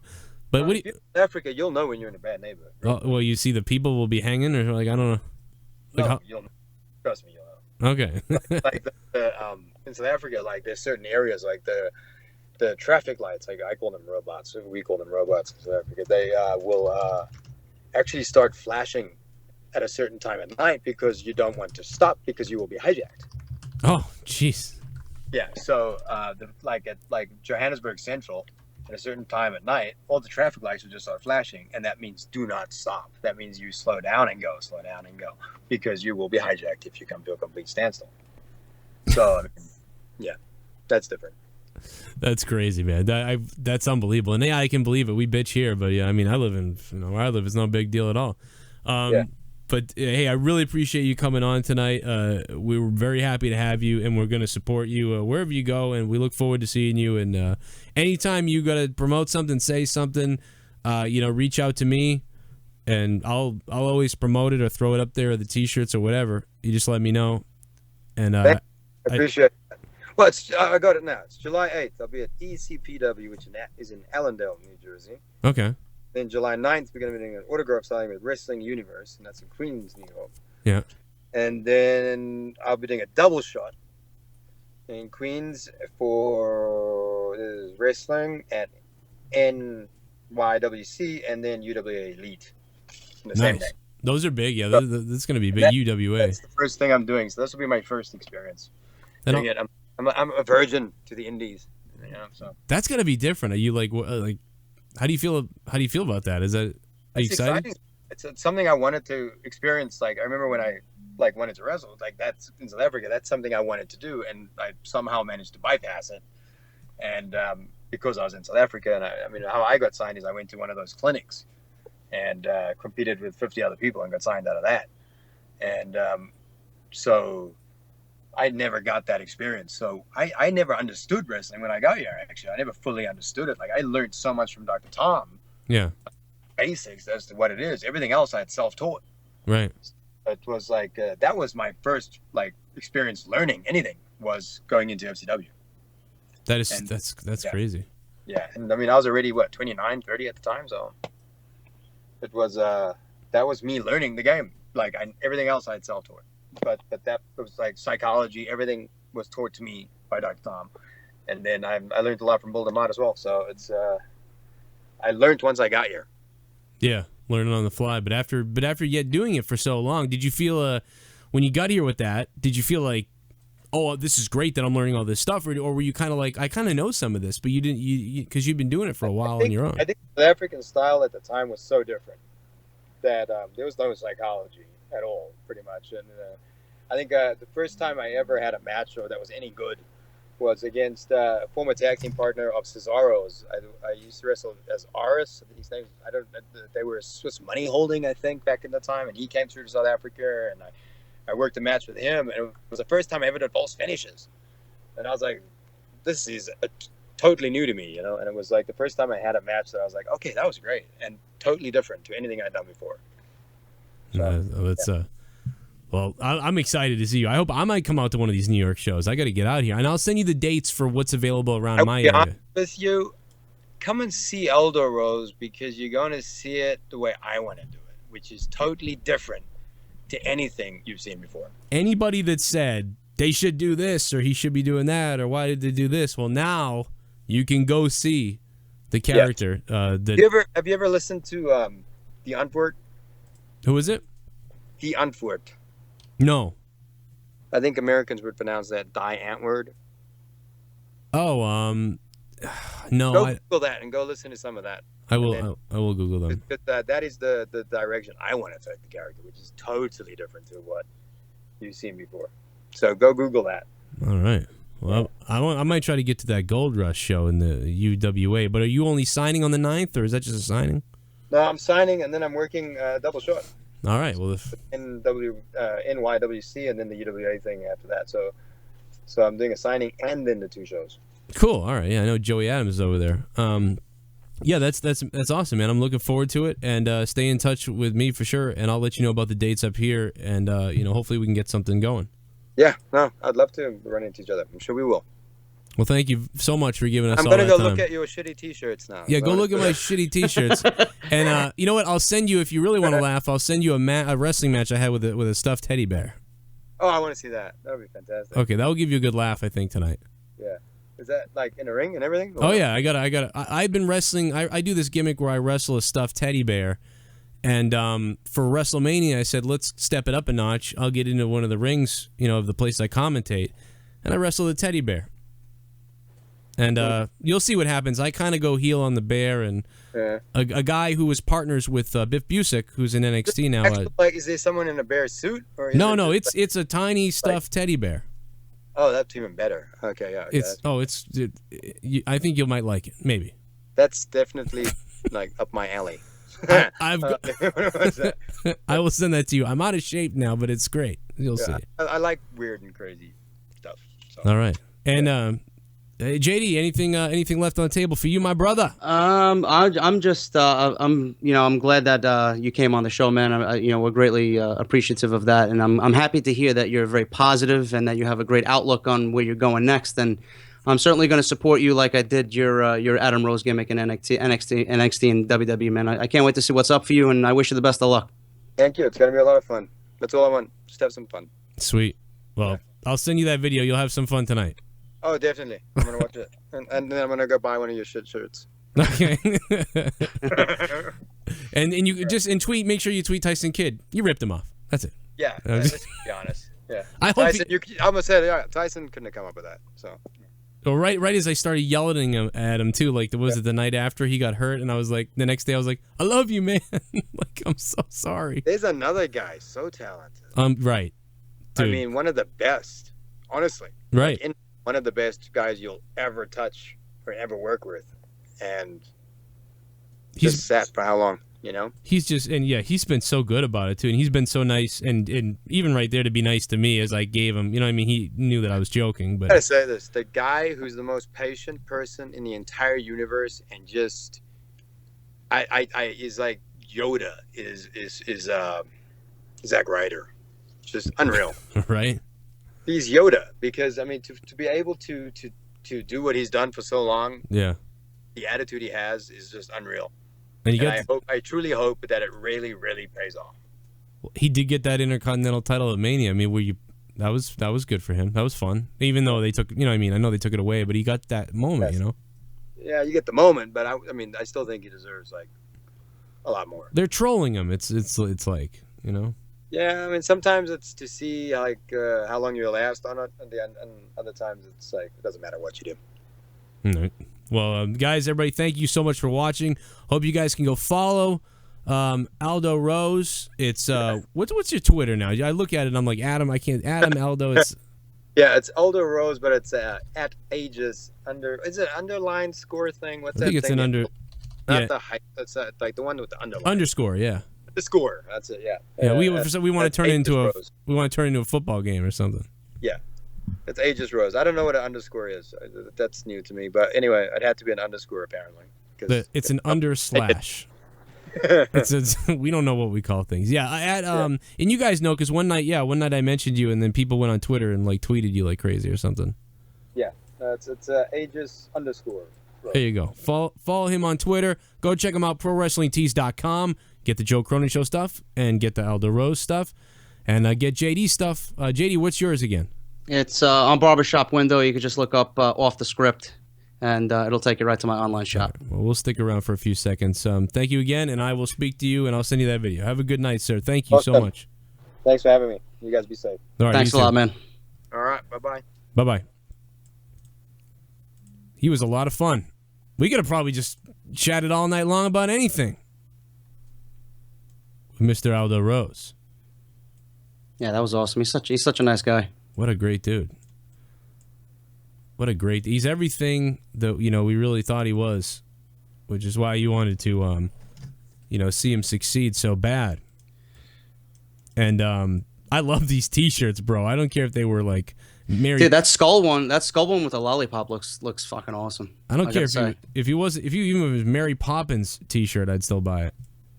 Like you could say like Mary Poppins on it, I'd buy it. All right. And now I gotta send him that video. You want to take phone calls now? Yeah, what do you want to do, man? I gotta take a leak. But if you want to take some phone calls, you can. Take a piss. 334, what's up? Hey, 334, what's going on? What's up, man? How you doing? I'm doing great. How are you guys? Hey, man, I'm having... JD's taking a piss, but I'm having a great night. How are you doing? Well, I just called in because I was watching the show. So.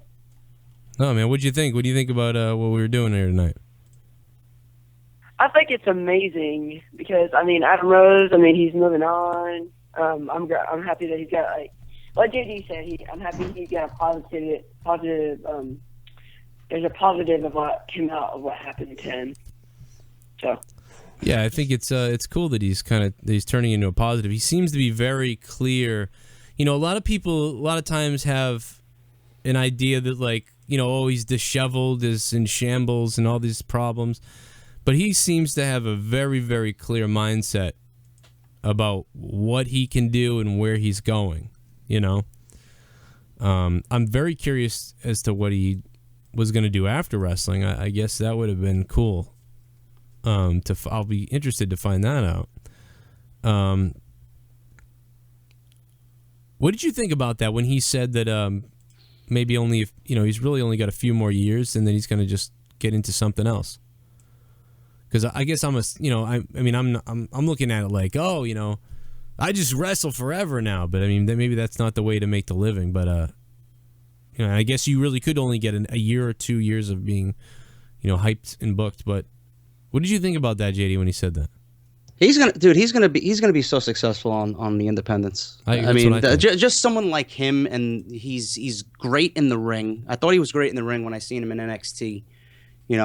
He's going to get over so well because of he lives the character. He has fun playing it, and I think people will appreciate him and respect him more now than they did when he was in WWE. And he'll build a name for himself all over again. It's good for him. Yeah. It's been good for a lot of others that left WWE and went on to be big stars, and they got the fucking ball and they ran with it and they got the chance to shine. He's going to get the same thing and he's going to succeed at it. There's no question.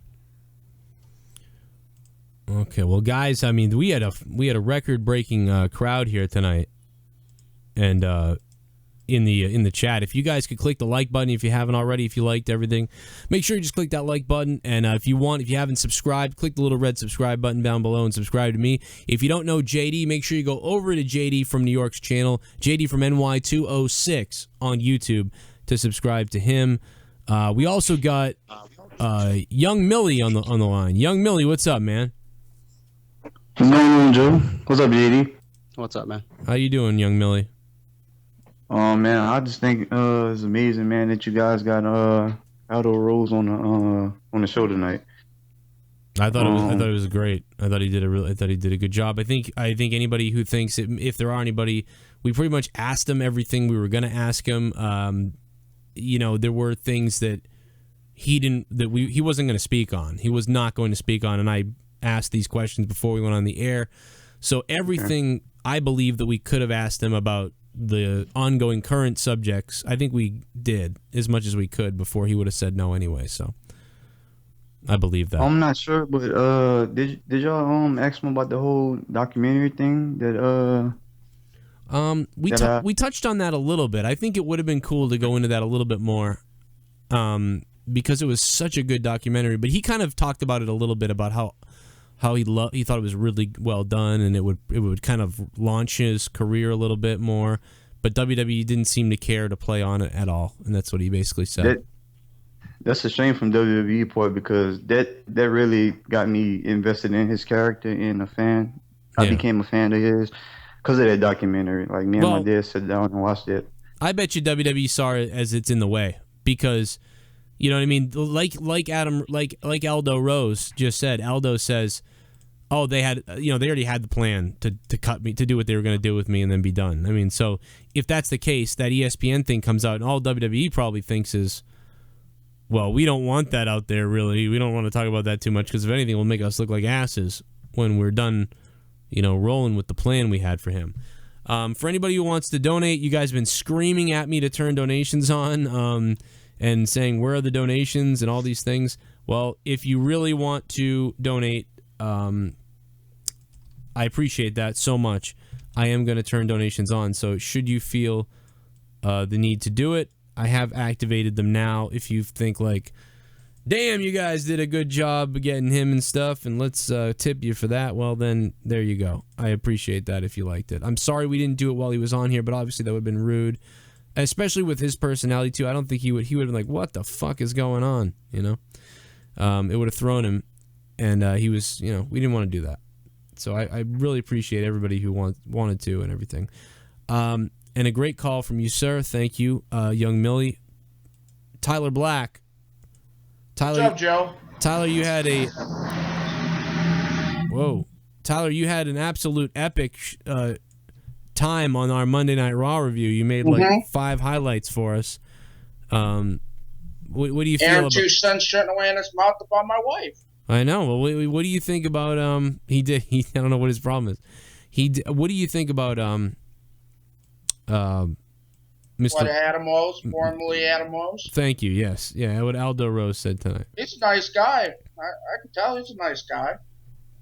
He sure is. Would you go see him live? Well, if you ever came close to me, probably, yeah. Nice. All right. JD, he's going to be near you, Yeah. I was going to say, you should make the trip up. We'll go together. I will. I'll find out what dates those are. I think I might have some conflicts, but... Which Wesley company is he going to? He's going to a lot of them, dude. He's covering, he's only covering half of New York, too. I mean, there's, so many more. It's unfucking real, dude. It really is unreal how many there are up there. People was telling me to come on and ask him a question. I would have taken... We kind of talked that we thought phone calls were... We didn't really... We agreed that phone calls we weren't going to do them just because you never know what the hell was going to happen. No, because people wanted me to ask him a question. I said, no, it'd be rude and... Well, we had lots of people calling to get on there. Unfortunately, we didn't get it. Maybe as we move forward with him, as I begin to know him, maybe he will do something like that. We know that Mike Bennett wants to do it. Mike Bennett says he's going to be coming back on the show from TNA to talk about it. And, he's going to do a Q&A with you guys very soon. That's pretty interesting. It should be good. Will we have free reign for Brother Nero?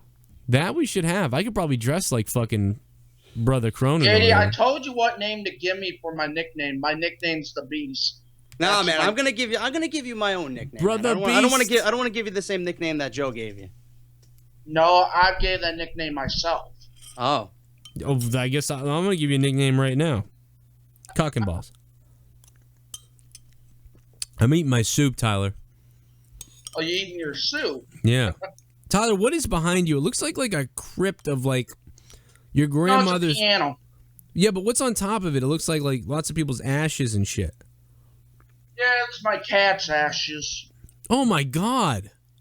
Yeah, we had to put her to sleep. I'm sorry, bro. there's nothing wrong with that. It's all right. There's nothing wrong with that. Spine. How many cats did you have up there? I got what? 1, 2, 3. Shit bomb. 3 of them died. Jesus Christ. So we have 2 left. Oh my God, bro! 3 of them died, and they're all up there on the piano. So you had 5 cats? Yep. That's a lot of fucking cats, man. We have a dog. Dr. X2D says that was a great interview, guys. Definitely a lot of interesting information. Very entertaining. Yes, that was a good interview. Thank you, sir. How did that? Yeah, hopefully it went as well. We got a lot of time. I feel like he might have stayed till 3, but we had to step out. But it was a great time. Thank you for the $5 donation and for the feedback. Appreciate it. What the hell is everybody saying? I'm sorry, Dave Rose is texting me. Joe's sign on TV.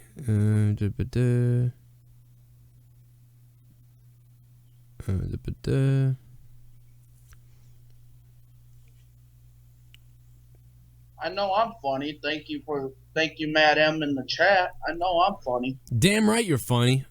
Your clips the other night, are you kidding me? They were epic, dude.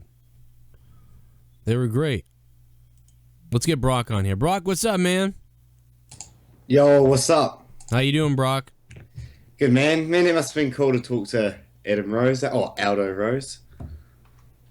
Oh, yeah. Well, what did you just say? I said it would have been real cool how you talked to Aldo Rose. And I know, dude. People really wanted to, and we talked about it. We might get to do it again. You know, maybe. Yeah, but you never know, eh? Some bloody troll will come and ask a stupid question, and then. I mean, I probably could have done it. Said to him, "I've got people I know that are gonna call." You know, we probably could have done it, but you know, I didn't know what the deal was, so I didn't bother yet. But yeah, we probably next time could definitely do it because I'm sure he will do it. One thing that cracked me up during the interview was about the social outcasts. Didn't he say Michael Cole was the one that was all for it? Yeah, the Michael Cole. That was, dude, when he said that, you see, look, if you watch the look on my face, it's hilarious. Like, yeah, he was Michael Cole. I was like, oh. Oh my God, JD, you can use that, man. Yeah, you can use that all day long. Stacy, what's up, man? Hey, what's going on, Joe? What's going on, JD? What's up, bro? How you doing? Yeah, very professional interview as always. All right, it's amazing how you're listening and it's like, wait a minute, it's the Joe Cronin show? This is out of nowhere. Wait a minute, what is it, JD? It's like, yeah, but they're, you know, when the shit comes down to it, y'all are very professional when you're doing the interviews. Yeah, I mean, we don't want to scare the hell out of them, you know? They'd be like, what the hell is this? No, until they're going to fill you out and everything like that, and then once they feel comfortable with you, then they'll reveal how they are. But you know, it was good. It was good. You know, you asked the questions that needed to be asked, and you know, and you left more for another time. I can't wait. Yeah, he's a blast, man. I'm so jealous of his. Out of everything, I'm just jealous that he was on vacation for like 2 weeks. Get me out of here. Yeah, you need a vacation, man. I don't know. It's never gonna happen. I'll tell you that. Corbin, what's up, man? Hey, what up, Joe? How you doing? Good, man. Great interview. You guys freaking killed it. Sweet. I was worried. Yeah, no, he seemed way chill. Yeah, he was totally cool. He didn't want to throw anybody under the bus either. I'll tell you that. He didn't want to get.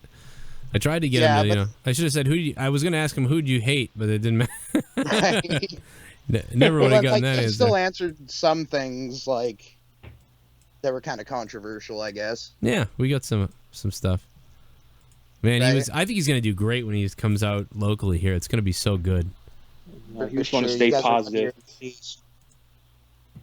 I hope he comes out. Well, you think I wonder if, you know, I should have asked him this. I wonder if he's gonna come out to the music he wanted to use, or if he'll come up with new music. Because it's funny, these indie guys, like a lot of them come out to their former WWE themes.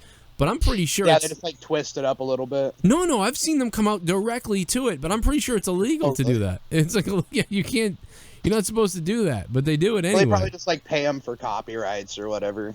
Maybe, I don't know. Like, shit, I don't know. Some of them coming out, I swear they just come out. WWE's tight-lipped on that copyright thing. They don't play that. Yeah. All right, guys. Well, yeah, I just wanted to say good job. Definitely killed it. All right, man. Well, thank you for calling. Thank you for saying that. And definitely, JD, don't worry about all the haters in the chat. Oh no, we didn't ban a bunch of people. Don't worry. I'm gonna talk to Joe after the stream's over. Tight. Have a good night, guys. All right, baby. You have a good night. Oh yeah, Joe. Did you get your favorite movie? It really isn't my favorite movie, but I do love it, and I just thought it'd be funny to tell you to put Aliens on there. But I did. I saw it on there, and I went on there and looked at the playlist. I have to subscribe to you though, because I forgot the channel later on. Oh, it's the DJ Forever Play. DJ Forever Play. I remembered it. That was just me setting you up for the plug. Huh. Look Look at the Cleveland Cavaliers, man, with the fucking Stone Cold belt, the WWE title. Like, you know, they're wearing the Undertaker shit. Like, man, what are they? They might as well just be in the WWE themselves, dude. The whole thing looks like it's it's fucking 1998 over there. Let me get Mark Feldman on here too. Let me. I'm trying to breeze through everybody's calls that I wanted to get on. 804 Nerdy Sports Guy. Glad you guys remembered. How's it going, guys? Good. How are you doing? Doing great. Yeah, I just want to ditto what everybody else said, man. Just fantastic interview, man. All the fucking trolls are just stupid YouTube commenters that are just attention whores, so don't even worry about them. I don't even I don't even look at the chat. Like, so That's like I'm good. like Like, I'm like that's- the greatest mood ever. I love it. Awesome. Well, good. Because Aldo seems like a really great guy, so I think you guys had a really good chemistry and flow. So, I mean, I'm sure you guys didn't really catch NXT tonight, but I really was only going to ask what you guys thought was going to happen for the next few weeks on Raw since the Roman news. That's a great point. I mean, I wonder how much they'll mention him. Like, I wonder if they'll just like stay away from it. Like, will they mention it? You'll know the first night. Like the first night, once you know, if they don't mention anything, is the crowd going to chant stuff? What are Seth and you know, Dean gonna do? Like, I don't know. I feel like if anybody would mention it, it would be Seth. It would be best in his character to just like call him out on it. JD, you think that they'll just be like, oh, you know, Roman's not gonna show up because of his situation, and then like he shows up, you know, like Seth and thinks he's not going to show up. I mean, what do you think? Or they'll just scrap the whole thing? I mean, what do you think? What they should have did is have Roman Reigns fucking taken out per storyline by the Wyatt family on Monday Night Raw. They should have had him fucking destroyed. They should have had Rollins destroyed. They should have had Ambrose destroyed. And then they should have set up Roman Reigns coming back at the pay-per-view, interfering in the Rollins-Ambrose main event, setting up a triple threat match for SummerSlam. But WWE's stupid to do that. Wow. They fucked everything up. Yeah. But they want to push Roman Reigns down our throats so much that the guy's untouchable. And I hope that this rumor is true that Roman Reigns was not going to be suspended. Just so that the stock falls and Vince McMahon learns his fucking lesson. Just the political garbage has to come to an end. Wow. Yeah. Absolutely. Get Couldn't have on. said it better myself. Get on, dude. Holy shit. I like it. Yeah, man. And it makes you wonder what John Cena and all these other guys are doing. If they're not, you know, I'm pretty sure all of them are on something, but they're not getting suspended. John Cena's definitely on something. You know, what would John Cena doesn't. What would Major League Baseball look like if fucking Pete Rose wasn't fucking banned for life, or Sammy Sosa and Mark McGwire weren't fucking suspended, and Barry Bonds wasn't suspended? You know? Why not everyone's going to be in the Hall of Fame? I don't give a shit who you are, man. If you're fucking a ring crew agent or a fucking ring crew setter-upper or a cameraman, all the way to the top, you got to be fucking the same thing. If You gotta you be use suspended the same steroids, way. you don't deserve to be in the Hall of Fame. Can you imagine the guy, the ring crew getting suspended? Like, hey guys, Dave's been suspended. Like what? What did he do? You know, did he sell tickets again? No, he's on HGH. He was setting up the ring like 5 times faster than all of us. And what is it gonna? What is everybody gonna think when Roman Reigns gets the title back when he was suspended? But everybody else got fucking suspended and thrown to the wayside. Oh yeah, Roman Reigns was suspended for 30 days, but we're gonna give him the title back. What kind of message is that? Yeah, he got a raise last year because he set the ring up so fast. I'm over here busting my ass. And I ain't getting no increase because he's on the HGH, Joe. He's Lance Storman. Great interview, guys. I rushed home after work and I missed what he said. What did he say? Something about his dealer? Jesus. Tell me, how do I bring the show down? Please tell me how. Great interview, guys. I rushed home after work. My dealer came through right on time, and I was able to listen. Fantastic interview. Aldo, I wish you the best, bro. Thank you, Jon Snow. I'm sure if he hears this, he still got us on. He heard that and he appreciates it. Don't worry about it. Why is everybody, you stare at the fucking chat. you're gonna fucking kill yourself. You know what I mean? Like, 20 people are in there probably being a fuck, like out of thousands, and you're just staring at what they're fucking writing, losing your mind. I mean, like this, fucking. It's no fucking suck it, dude. It's all on, baby. Bring it leave him on, alone. bitch. You're the beast. Woo! You the beast. Like, you know what I mean? Come on, Tyler, say it. All right, go. I'm the beast. Hey. And the best in the world. I'm the best. That's That was right. the Brock Lesnar line, yeah. What was it? Oh yeah. It was. You just said it, right? Mm-hmm. Tell him.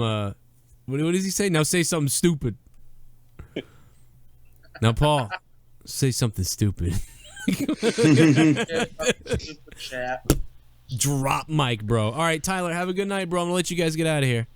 Yep, I'll see you later, Joe. See you Friday night. Friday night for Monetize This, 11:30 p.m. Eastern Time. Check out JD's channel, Brock, man. You have a good night, too. New Zealand's own. You too. Catch you later. See you on Monetize This as well, mate. DiamondSupply.com. Why the fuck is Brock in New Zealand wearing a DiamondSupply.com sweatshirt? I'm going to go to that website tonight, and I'm going to order something. I'm going to take a shit on it, then I'm going to send it back to them. I don't know why. That's funny. Thank you, Stacy. All right, man. I'm adding more movies every day. DJ Forever Play. Yep. I'm trying to be the largest movie channel on YouTube. Unbelievable. You get any porn? Oh, man, you know YouTube can't allow that, but I got things close to it. Okay. That mature subject movies. You know what? I bet you someone could make a killing if they just went out and filmed girls dancing in bikinis. And that was their YouTube channel, and they called it Spice Night or something. I think they got something like that on there. Probably, but if you did it real good HD, like, I don't know. I mean, I got, because my hentai playlist is blowing up. Yeah. People love that hentai. And, hentai? They just love, that Japanese porn. What the? But, it's more censored over on YouTube, Oh. so... But they love it, though. You know what? If they can show the fucking giving birth shit that they show, have you seen this? There's like girls pumping out kids in their vagina, and it's gross, dude. That's quote unquote educational. Well, I'll teach you, and then, well, I don't even want to say it. But thank you, Stacy. Have a good night. Have a good one. I don't get those edges. How do they get away with that? One day I clicked on a video by accident and left the room, and then like they just kept playing over and over again, like birth in a bathtub. Birth in water, birth in living room. So anyway, NXT was pretty good. JD's gonna watch it. I haven't seen last week, so I gotta go back and watch that too. Fucking any wrestling news break? Anybody else in trouble? We got Paige controversy. Is Paige really arrested? Is it a Divas angle? If it's a Divas angle, that's it. I'm done. I'm gonna freak out if it's an angle, JD. It's a total Divas angle. It's completely total Divas angle. If Paige was really arrested, WWE would have fucking suspended her or something. There's no notice about it. There's no record of it. So, but why do they have this video footage of it? It's just bizarre. Because they're just building hype for the fucking trash that's going to be shown in the springtime or in the fall. Daniel Bryan's going to do commentary for the Cruiserweight Classic, apparently.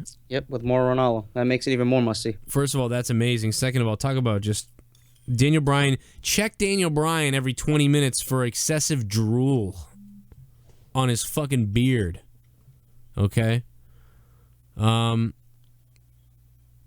veteran female talent leaving the company. That has come out. Natalya. PW Insider, people with WWE expect Natalya to leave the company once her current deal expires, mainly over how Tyson Kidd is still out of action with a neck injury.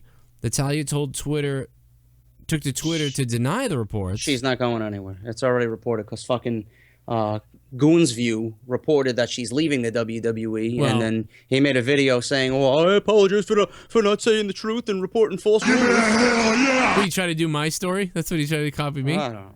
He tried to report something false on purpose? How can you keep up with whatever fucking story he's talking about? He fucking puts out 16 videos in 1 hour. In the chat wants to talk smack, then go Brock Turner on a guest and let you guys and them tear him a new ass. Big Slow, thank you for the donation, Big Slow. Yeah, dude, I don't think Natalya could be would want to go anywhere. She's gonna make that money for them. If he's at home, She's gonna make that Why money. wouldn't Natalya want to go anywhere? This is the most important she's fucking been in 10 years. Yeah, she's doing shit. There's a plan for her already, and she's like, well, she's gonna get that last little hurrah before you go. I mean, that's not unheard of. There was rumors going around saying that they wanted to turn Becky heel instead of Natalya. Well, what sense that makes, I have no fucking idea. I think whoever was making, or at least thinking that idea, was smoking whatever the fuck Roman Reigns was smoking. Yeah, or whatever Roman did. We don't know. This video shirts of needles and shit. The things that people are coming up with for poor Roman are out of control. And speaking of out of control, we got to get out of here, guys. I apologize. We had a great night. Thank you so much for listening. So much work I have to do to chop up this interview. Please go subscribe to JD's channel, JD from NY206, as we're doing this shit all week long. We talk wrestling. We release wrestling videos and news stories. JD plays Call of Duty. JD releases off the script, the wrestling news. He kills it. The Raw reviews from both of us. Come to mine live, then go to JD's for fucking probably the best Raw review on YouTube. And that's basically it. That's all I got to plug. Find us on Twitter after this if you got feedback or anything you want to say, at Joe Cronin Show or at JD from NY206. And really a big thank you to Aldo Rose, Adam Rose, Leo Kruger, Ray LaPont. You know, I don't pray. I'm not a religious person, but I just hope I wish his family all the best. And I really do. I hope nothing but the best for him. And he just continues to go up and up. And he sees how much, you guys really do love him and love the character and love what he did. And we look forward to talking wrestling the rest of the week with you guys. Anything else, JD? I'm good, man. All right. Thanks for watching. Now I'm going to go eat this cold soup and probably shit my pants.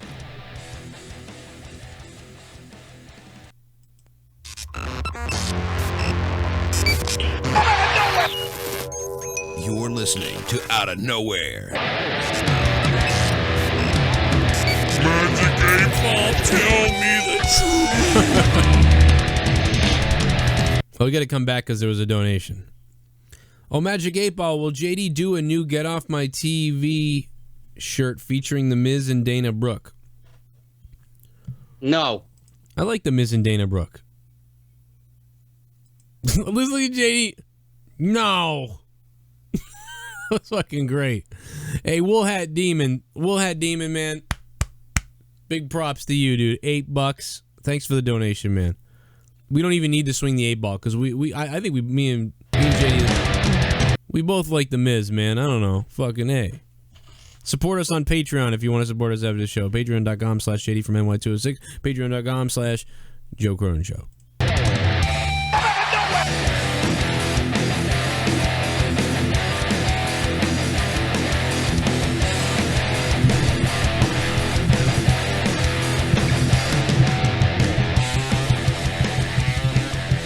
You're listening to the Outta Nowhere Wrestling Podcast.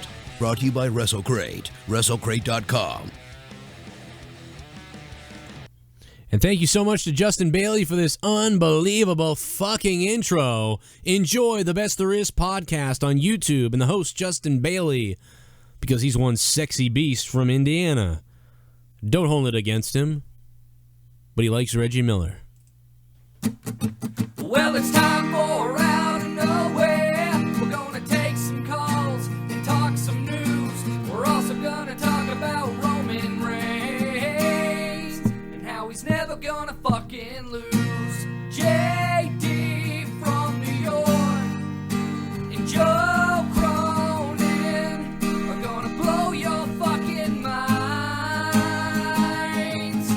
right here on Outta Nowhere. Welcome to the show, you greasy ass fuck.